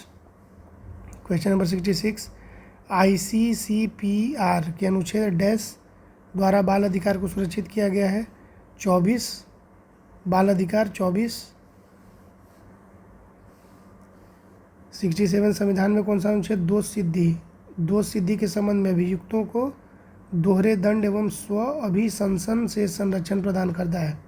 तो दोष सिद्धि के संबंध में अभियुक्तों को दोहरे दंड मतलब 2 बार दंड नहीं मिलेगा। स्व अभिशंसन मतलब अपने से बस बोल देने से एक्सेप्ट नहीं हो जाएगा कि उसने क्राइम किया है। तो इस दोनों से संरक्षण उसको मिलता है कि इसमें अनुच्छेद 20 में, अनुच्छेद 20 में मिलेगा। संविधान के अनुच्छेद 20 के 2 के अनुसार किसी भी व्यक्ति को एक अपराध के लिए एक बार से अधिक अभियोजित और दंडित नहीं किया जा सकता है। फिर है कि अनुच्छेद 20 का 3 बोलता है कि किसी अपराध के लिए अभियुक्त किसी व्यक्ति को स्वयं अपने विरुद्ध साक्षी होने के लिए बाध्य नहीं किया जाएगा। 20 का 2, तो 20 का 2 में 2 आ रहा है ना, तो 2 आ रहा है, उसका मतलब हुआ कि 2 बार सज़ा नहीं मिलेगा। एक अपराध के लिए 2 बार सज़ा नहीं मिलेगा। और 20 का 3 बोल रहा है कि किसी अपराध में आप अपने विरुद्ध या अपने पक्ष में दोनों में से किसी भी केस में आप साक्षी मतलब आपका गवाह नहीं लिया जाएगा। सीधी सी बात है, अगर आप पे एक्विजिशन है तो आपका गवाह नहीं लिया जाएगा। क्वेश्चन नंबर 68, किसी अपराध में अभियुक्त को स्वयं अपने विरुद्ध गवाह बनने के लिए बाध्य नहीं किया जा सकता है। भारतीय संविधान के किस अनुच्छेद में यह प्रावधान किया गया है? अभी तुरंत पढ़े हैं ना 20 के 3 में। 20 के 2 में क्या बोले थे कि 2 बार सज़ा नहीं मिलेगा एक गलती के लिए। तो 20 के 3 में स्वयं अपने विरुद्ध गवाह बनने के लिए बाध्य नहीं किया जा सकता। क्वेश्चन नंबर 69, किसी व्यक्ति को एक ही अपराध के लिए एक बार से अधिक अभियोजित और दंडित नहीं किया जाएगा। अभी तुरंत पढ़े हैं 20 का 2, अनुच्छेद 20 का क्या हो जाएगा? 2 हो जाएगा। एक अपराध के लिए एक बार ही मिलेगा। क्वेश्चन नंबर 70, बंदी बनाए गए व्यक्ति के मौलिक अधिकारों की रक्षा है तो किस अनुच्छेद में यह प्रदत्त है? बंदी बनाए गए व्यक्ति के मौलिक अधिकारों की रक्षा किस अनुच्छेद से की जाएगी? तो अनुच्छेद 22। बंदी बनाए गए व्यक्ति के मौलिक अधिकारों की रक्षा कैसे होगी? अनुच्छेद 22 से होगी। कैसे होगी भाई? तो संविधान के अनुच्छेद 22 में कुछ दशाओं में गिरफ्तारी और निरोध से संरक्षण प्रदान किया गया है। इस अनुच्छेद के खंड 1 के अनुसार किसी व्यक्ति को जो गिरफ्तार किया गया है ऐसी गिरफ्तारी के कारणों से यथाशीघ्र उसको अवगत कराना होगा। बिना अभिरक्षा के निरुद्ध नहीं रखा जाएगा। या अपनी रुचि के विधि व्यवसायी से परामर्श करके, मतलब जो भी विधि व्यवसायी हैं, विधि व्यवसायी का मतलब क्या हुआ, इसका हिंदी भी जो है ना वो मतलब विधि व्यवसायी क्या हुआ, वकील से परामर्श करके और प्रतिरक्षा कराने के अधिकार से वंचित नहीं रखा जाएगा।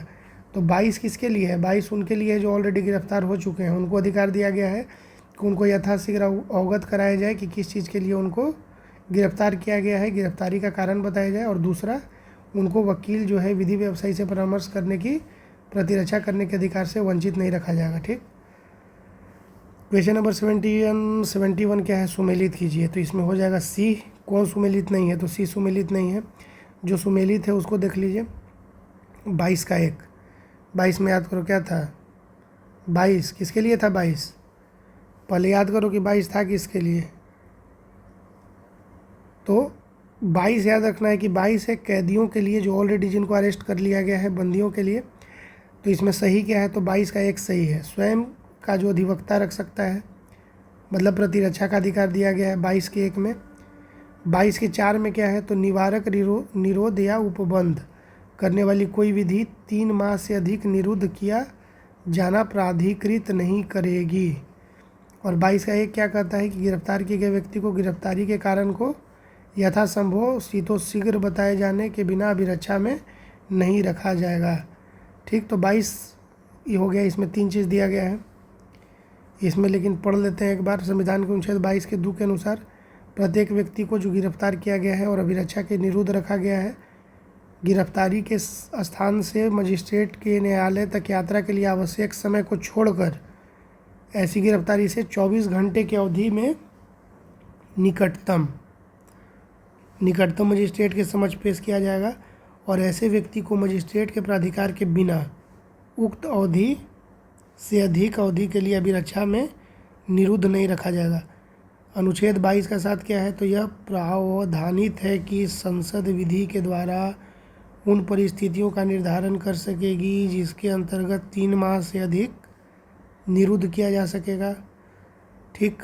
क्वेश्चन नंबर 72, प्रत्यक्ष बंदीकरण अधिनियम के अंतर्गत एक व्यक्ति बिना मुकदमा चलाए बंदी बनाया जा सकता है। बताओ, प्रत्यक्ष बंदीकरण अधिनियम के अंतर्गत एक व्यक्ति को बिना मुकदमा चलाए बंदी कब तक के लिए बना सकते हैं, तो 3 माह के लिए।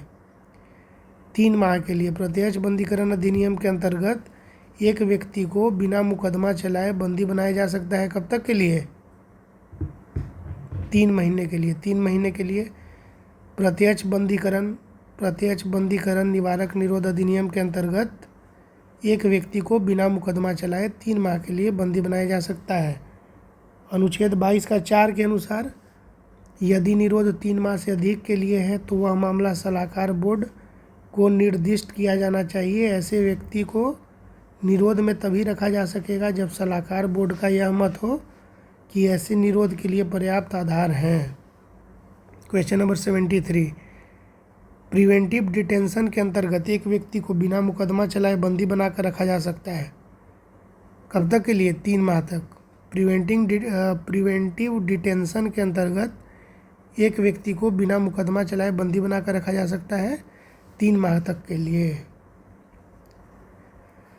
लेकिन वो भी किस में, सब केस में नहीं, सिर्फ जब निवारक निरोध लगेगा तब, प्रिवेंटिव डिटेंशन लगेगा तब। ठीक। क्वेश्चन नंबर 74, क्वेश्चन नंबर 74 कहता है कि भारत के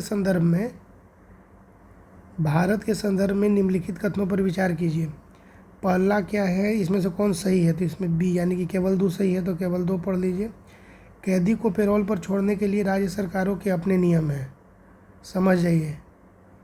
इसीलिए इलेक्शन आता होगा तो आप देखते होंगे कि हमारे दादा अनंत दादा जो हैं मोकामा किंग निकल जाते हैं। क्यों निकल जाते हैं, क्योंकि कैदी को पैरोल पर छोड़ने के लिए राज्य सरकार के अपने नियम हैं। क्वेश्चन नंबर 75, धार्मिक स्वतंत्रता के अधिकार के प्रावधान के अंतर्गत सम्मिलित हैं।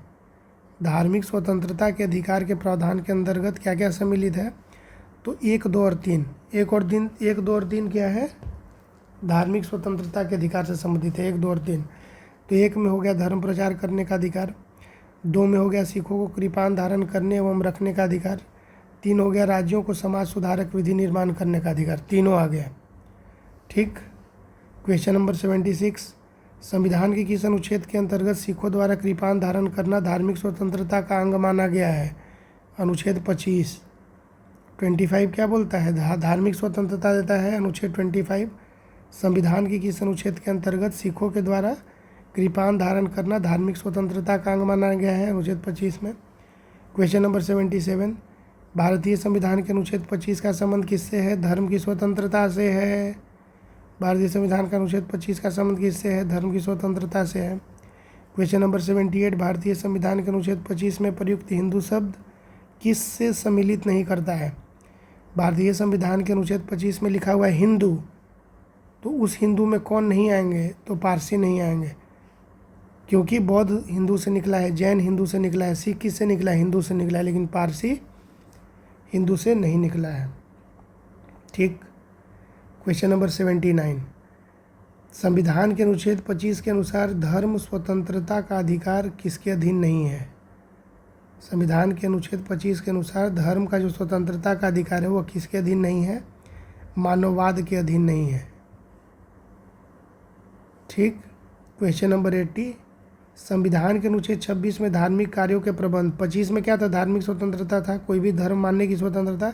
26 में क्या था? धार्मिक कार्यों के प्रबंध की स्वतंत्रता पर क्या प्रतिबंध लगाया गया है? तो इसमें कुछ प्रबंध भी लगाया गया है। धार्मिक कार्यों के प्रबंध की स्वतंत्रता तो दी गई है अनुच्छेद 26 में, लेकिन इसके साथ साथ इस पर कुछ प्रतिबंध भी लगाया गया है। तो 1, 4 और 5, तो 1, 4 और 5 इसमें लोक व्यवस्था, सदाचार और स्वास्थ्य का ख्याल रखना होगा, नहीं तो फिर रेला जाइएगा। समझ रहे हैं बात?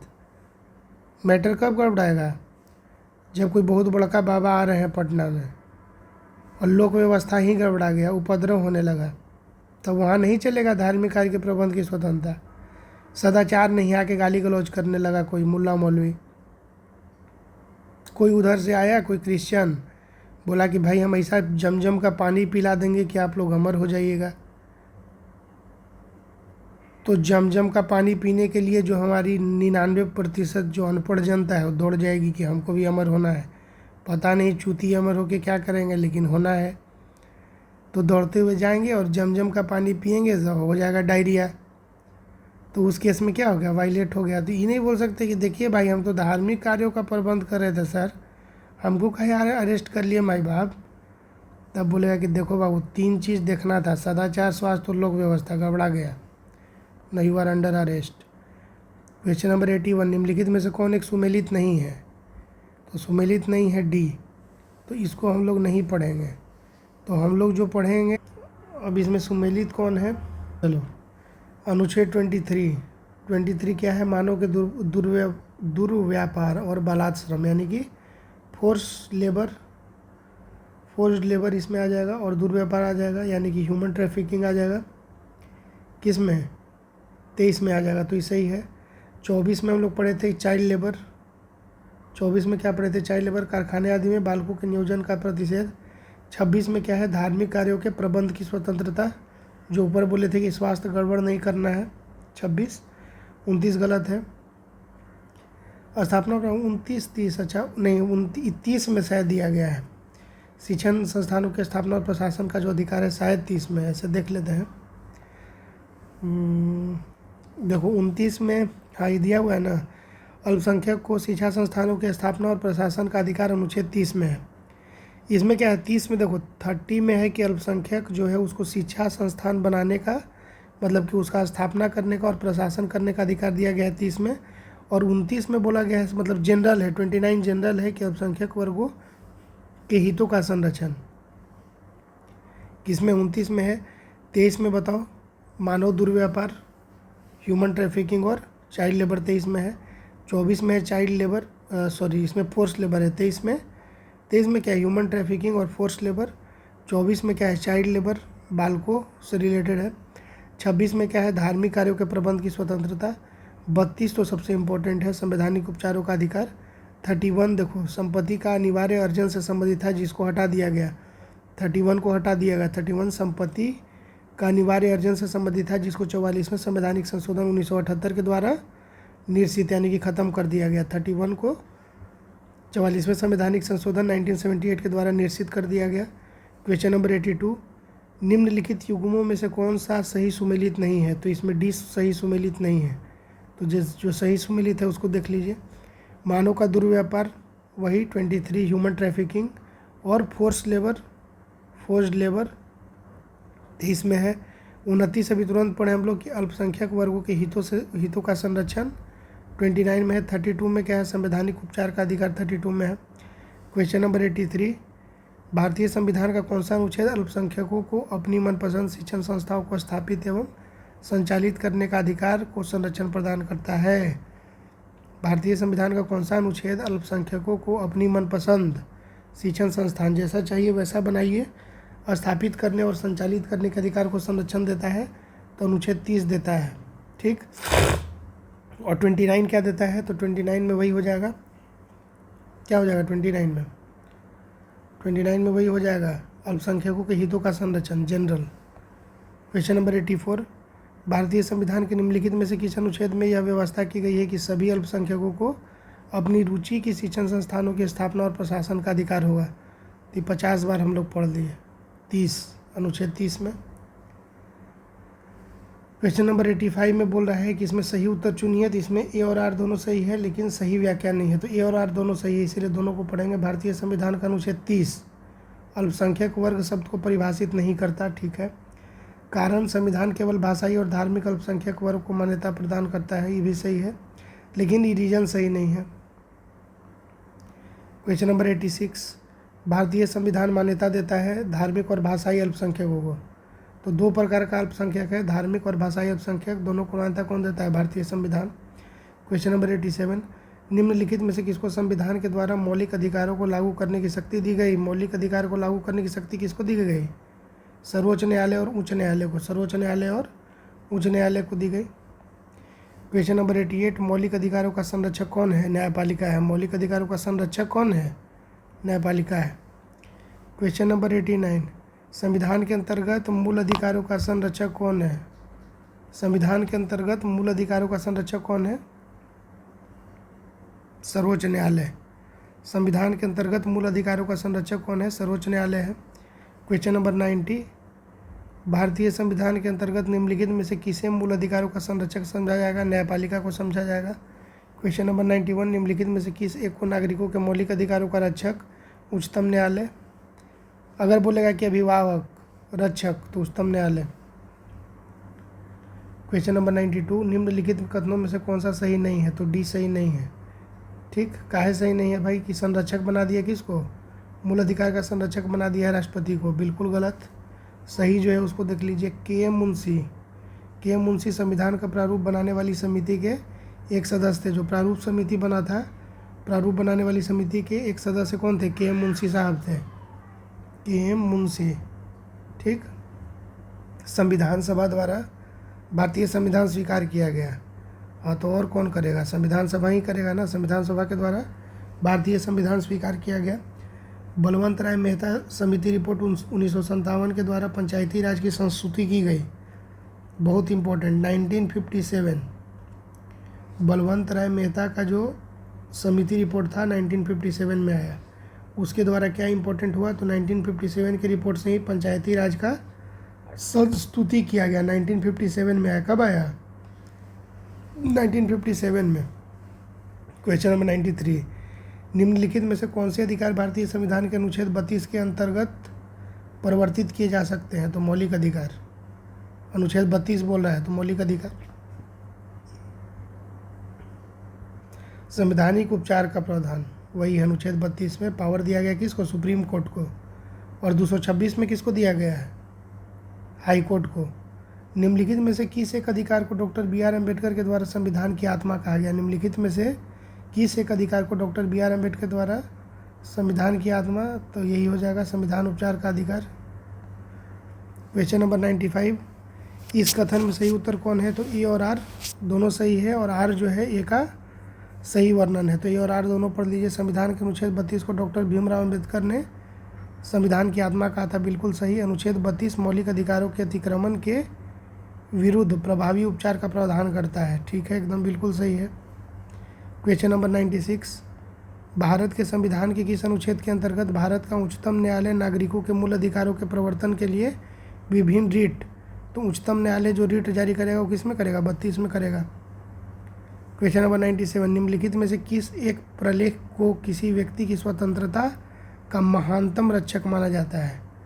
देख लो, निम्नलिखित में से किस एक प्रलेख को किसी व्यक्ति की स्वतंत्रता का महानतम, सबसे महान रक्षक किसको माना जाएगा? तो बंदी प्रत्यक्षीकरण का।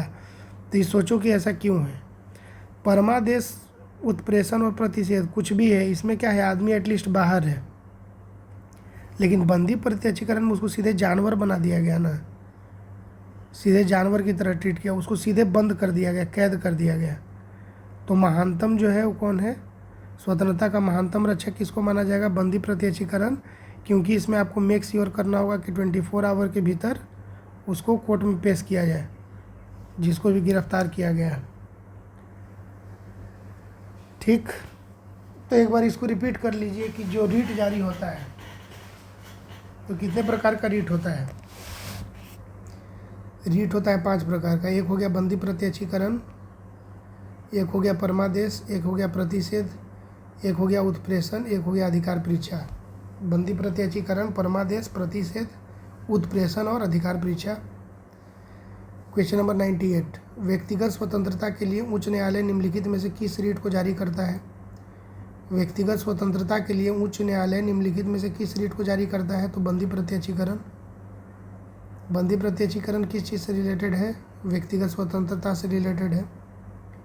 क्वेश्चन नंबर 99, व्यक्तिगत स्वतंत्रता के अधिकार के लिए निम्नलिखित में से कौन सा रीट याचिका दायर की जा सकती है?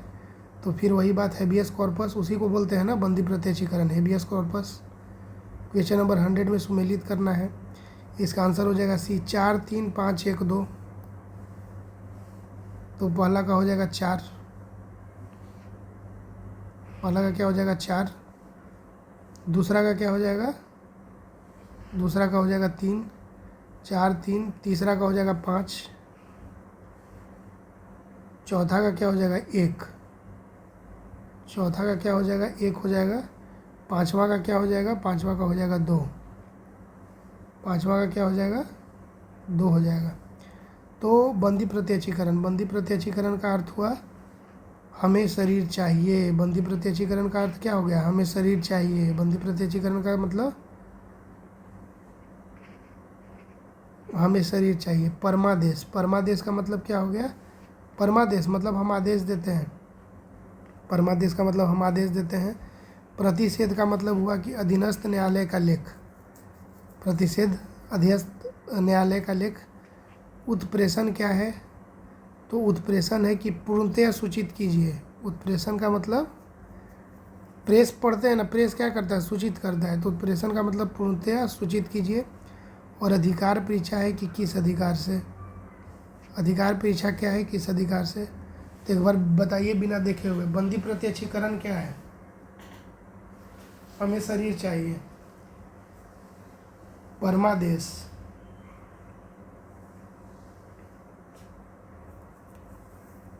परमादेश हम आदेश देते हैं। प्रतिषेध,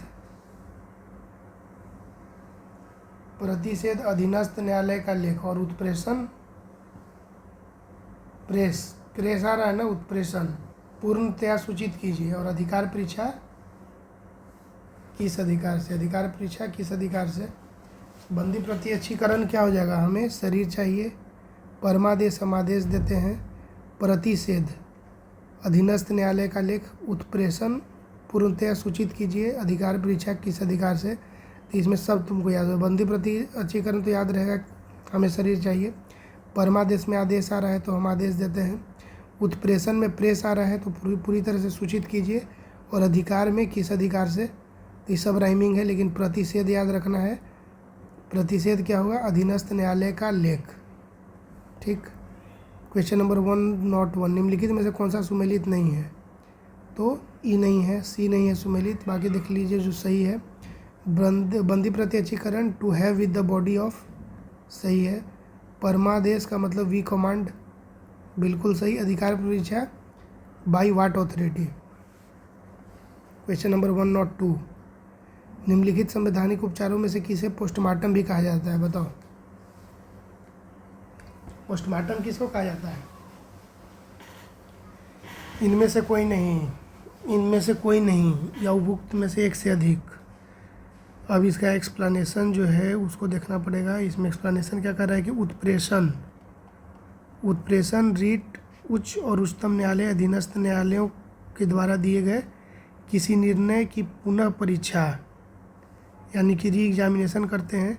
यह कार्य एक तरह का पोस्टमार्टम ही है। ठीक। इसके अतिरिक्त जब न्यायालय को लगता है कि कोई व्यक्ति ऐसे पद पर नियुक्त हो गया जिस पर उसका कोई कानूनी हक नहीं है, तब न्यायालय अधिकार परीक्षा आदेश के द्वारा उसे उस पद पर कार्य करने से रोक देता है। इस रीट में भी पोस्टमार्टम का भाव निहित है। ठीक, समझ गई? दोनों में है। एक तो हो गया उत्प्रेषण में। उत्प्रेषण रीट में क्या हो रहा है? उच्च न्यायालय और उच्चतम न्यायालय अधीनस्थ न्यायालयों को के द्वारा दिए गए निर्णय की पुनः परीक्षा कर रहे हैं उत्प्रेषण में। तो उत्प्रेषण में क्या हो रहा है? एक तरह से री एग्जामिनेशन हो रहा है, तो वह एक तरह का पोस्टमार्टम है। उसी की तरह जब न्यायालय को लगता है कि कोई व्यक्ति ऐसे पद पर नियुक्त हो गया है जिस पर उसका कोई कानूनी हक नहीं है, ठीक, कानूनी हक अगर उसका नहीं है, तब न्यायालय अधिकार परीक्षा के द्वारा उस पद पर कार्य करने से रोक देता है। तो यह भी एक तरह का, इसमें भी पोस्टमार्टम का भाव निहित है। तो एक से अधिक इसमें हो रहा था ना। Question number 103। क्वेश्चन नंबर 103 क्या कहता है?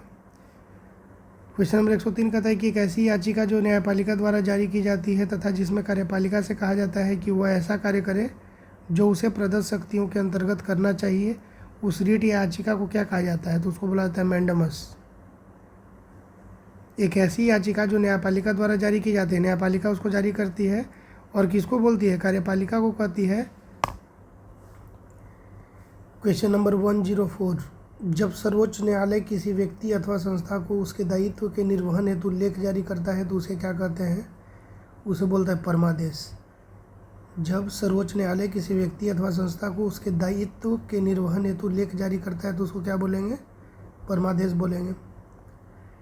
Question number 105। इसमें सुमेलित करना है, तो इसका हो जाएगा A का 2, B का 4, A का 2, B का 4, C 3, D 1, C हो जाएगा 3, D हो जाएगा 1, D हो जाएगा 1। ठीक, तो अनुच्छेद 16 का 2, 16 का 2 क्या हो जाएगा? किसी भी व्यक्ति के साथ उसके वंश, धर्म अथवा जाति के आधार पर सार्वजनिक नियुक्ति के मामले में भेदभाव नहीं। किसी भी व्यक्ति या उसके वंश, धर्म अथवा जाति के आधार पर सार्वजनिक नियुक्ति के मामले में कोई भेदभाव नहीं। 29 का 2 क्या होगा? तो 29 का 2 हो जाएगा किसी भी नागरिक को धर्म, वंश, जाति, भाषा या इनमें से किसी भी आधार पर राज्य के द्वारा संपोषित अथवा राज्य से सहायता प्राप्त करने वाली किसी भी शैक्षिक संस्था में प्रवेश से वंचित नहीं रखा जाएगा। 29 का 2 क्या कहता है कि किसी भी नागरिक को धर्म, वंश, जाति, भाषा या इनमें से किसी भी आधार पर राज्य के द्वारा संपोषित अथवा राज्य के सहायता से प्राप्त रहने वाली किसी भी शैक्षणिक संस्था में प्रवेश से वंचित नहीं किया जाएगा। 30 का 3 क्या कहता है? 30 का 3 कहता है कि सभी अल्पसंख्यक को चाहे वे धर्म के आधार पर हो या भाषा के आधार पर अपनी पसंद की शैक्षिक संस्थाएं स्थापित करने और उन्हें संचालित करने का मौलिक अधिकार प्राप्त होगा। और 31 का एक क्या कहता है? किसी भी व्यक्ति को कानून के प्राधिकार के सिवाय उसकी संपत्ति से वंचित नहीं किया जाएगा। किसी व्यक्ति को कानून के प्राधिकार के सिवाय उसकी संपत्ति से वंचित नहीं किया जाएगा। Question number 106। 106 क्या है? निम्न में से कौन सा सही सुमेलित नहीं है? निम्न में से कौन सा सही सुमेलित नहीं है? तो बी जो है सुमेलित नहीं है। जो सुमेलित है उसको देख लीजिए। अस्पृश्यता का अंत हो जाएगा अनुच्छेद 17 में। धर्म की स्वतंत्रता 25 में। अल्पसंख्यक के हितों का संरक्षण 29 में। Question number 107। सूची 1 को सूची 2 से मिलाना है, तो इसको देख लीजिए आप। उपाधियों का निषेध किस में है? 18 में है। धार्मिक मामलों के प्रबंध की स्वतंत्रता 26 में है। अल्पसंख्यक की भाषा का संरक्षण 29 में 29। और शिक्षा का अधिकार 21 का ए। शिक्षा का अधिकार किस में आएगा? 21 का ए में आएगा। उपाधियों का निषेध किस में जाएगा? उपाधियों का निषेध उपाधियों का निषेध किसमें जाएगा? अनुच्छेद 18 में जाएगा। धार्मिक मामलों में प्रबंध की स्वतंत्रता, धार्मिक मामलों में प्रबंध की स्वतंत्रता अनुच्छेद 26 में, अनुच्छेद 26 में जाएगा। अल्पसंख्यकों की भाषा का संरक्षण 29 में जाएगा। और 30 में इनको अधिकार दिया गया है अल्पसंख्यकों को कि अपना स्कूल या अपना जो भी संस्था है खोल सकते हैं। शिक्षा का अधिकार 21 का ए। क्वेश्चन नंबर 108 मौलिक कर्तव्य, इसमें देख लीजिए कि इसमें ए हो जाएगा 3 4 1 2, 3 4 1 2। ठीक, तो मौलिक कर्तव्य जोड़ा गया संविधान का 42वां संशोधन से। संसद मौलिक अधिकारों में संशोधन कर सकती है, केशवानंद भारती केस में बताया गया। मूल ढांचे का सिद्धांत मिला मिनर्वा मिल केस में। और इंसानों के अनैतिक व्यापार का निषेध अनुच्छेद 23 में है। 23 में क्या था? फोर्स्ड लेबर 23, और 24 में था चाइल्ड लेबर। ठीक, तो मौलिक कर्तव्य संविधान का 42वां संशोधन। संसद मौलिक अधिकारों में संशोधन कर सकती है, केशवानंद भारती केस। मूल ढांचे का सिद्धांत मिनर्वा मिल केस। इंसानों के अनैतिक व्यापार पर निषेध संविधान का अनुच्छेद 23। क्वेश्चन नंबर 109 किस वाद ने संसद को मौलिक अधिकारों में संशोधन का अधिकार दे दिया? किस वाद ने संसद को मौलिक अधिकारों में संशोधन का अधिकार दे दिया? तो केशवानंद भारती वाद। क्वेश्चन नंबर 110 भारत के सर्वोच्च न्यायालय ने संविधान की मूल संरचना सिद्धांत यानी कि बुनियादी ढांचा सिद्धांत का प्रतिपादन निम्नलिखित में से किस मुकदमे से किया है?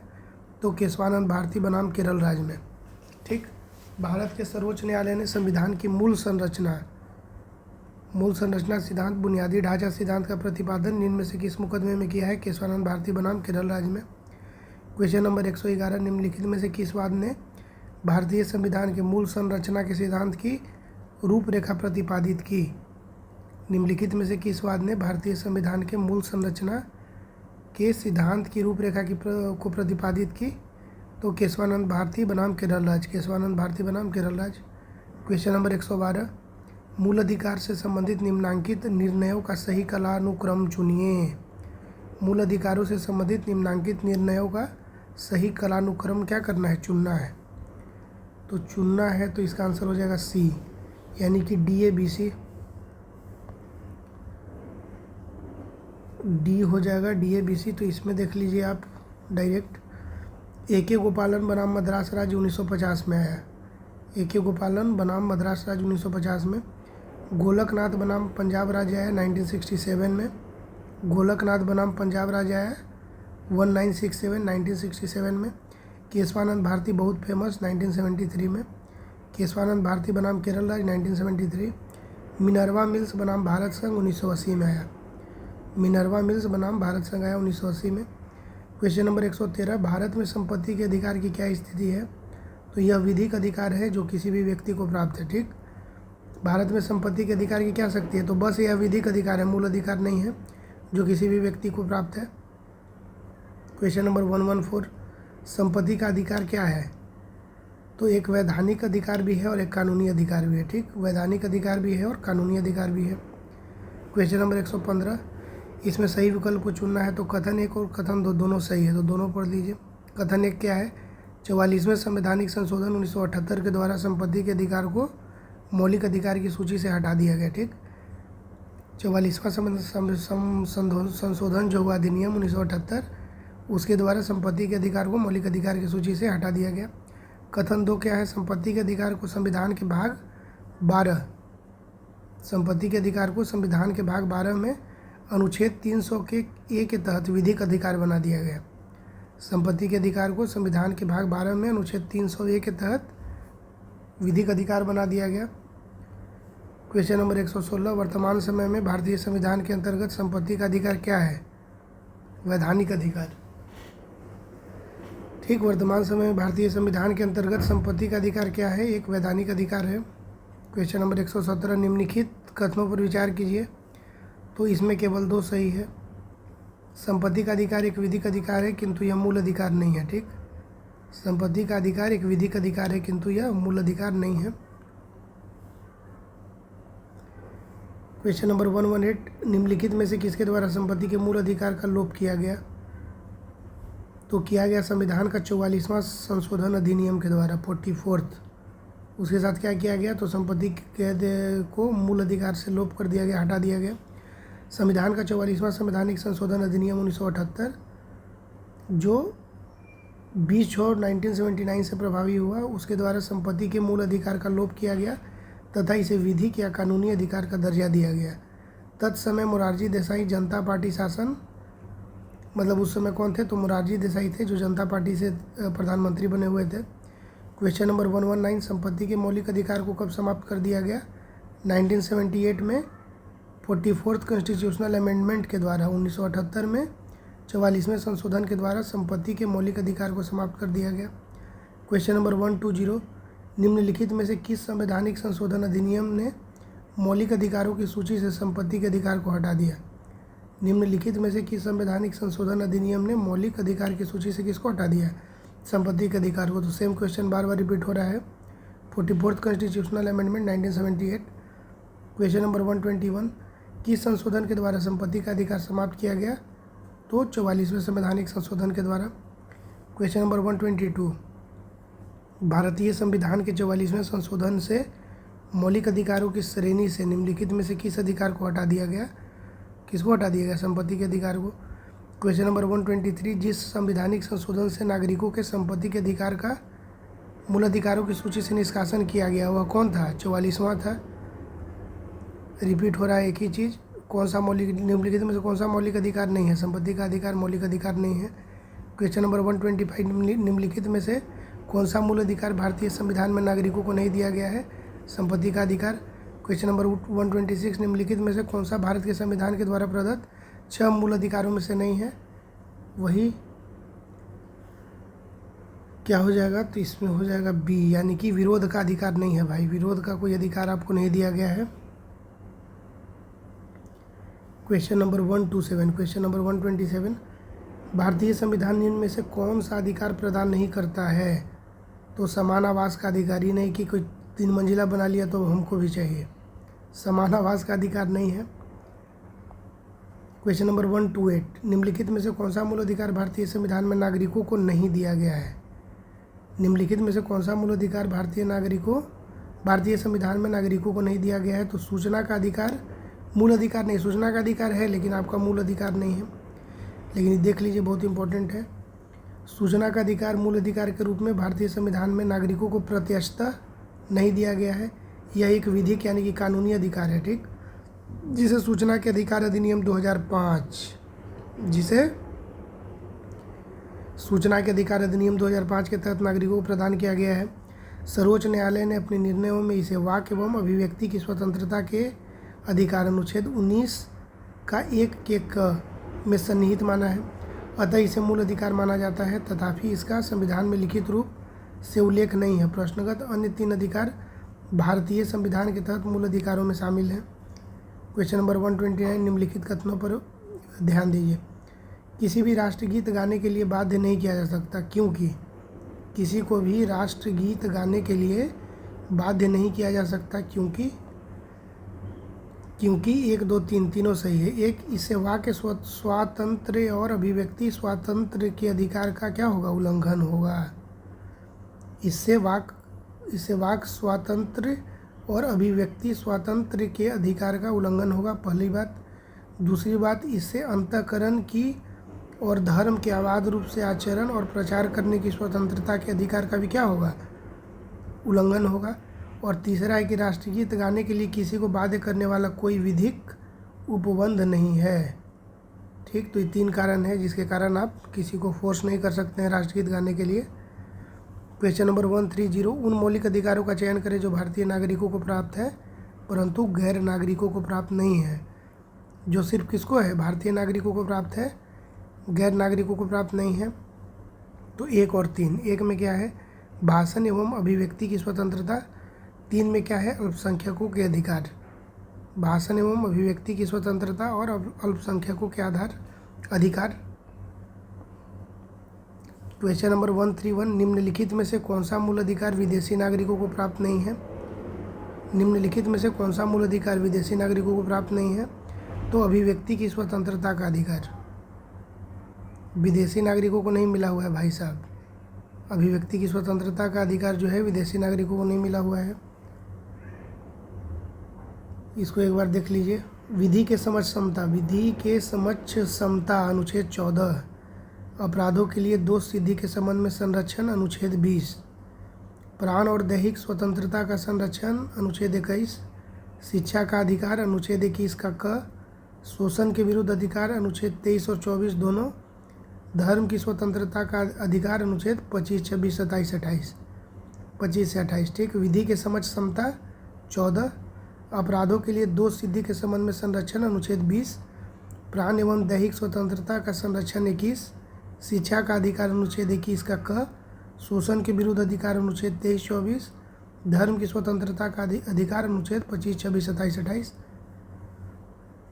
क्वेश्चन नंबर 132, भारतीय संविधान के अंतर्गत निम्नलिखित अधिकारों में से कौन सा एक अधिकार सभी व्यक्तियों को प्राप्त है? भारतीय संविधान के अंतर्गत निम्नलिखित अधिकारों में से कौन सा एक अधिकार है जो सभी व्यक्तियों को प्राप्त है? तो विधि के समान संरक्षण का अधिकार सबको प्राप्त है भाई। विधि के समान संरक्षण का अधिकार सबको प्राप्त है। क्वेश्चन नंबर 133, निम्नांकित अधिकारों में से कौन से अधिकार भारत में सभी व्यक्तियों को उपलब्ध नहीं है? निम्नांकित अधिकारों में से कौन से अधिकार भारत में सभी व्यक्तियों को उपलब्ध नहीं है? तो 2, 3, 4 यानी कि भेदभाव के विरुद्ध अधिकार, देश भर में स्वतंत्र भ्रमण की स्वतंत्रता और चुनाव लड़ने का अधिकार। निम्नांकित अधिकारों में से कौन से अधिकार भारत में सभी व्यक्तियों को उपलब्ध नहीं है? तो विधि के समक्ष समानता सबको उपलब्ध है। याद रखना कि विधि के समक्ष समानता सबको उपलब्ध है, एवरीवन। लेकिन जो सबको उपलब्ध नहीं है उसमें कौन कौन है?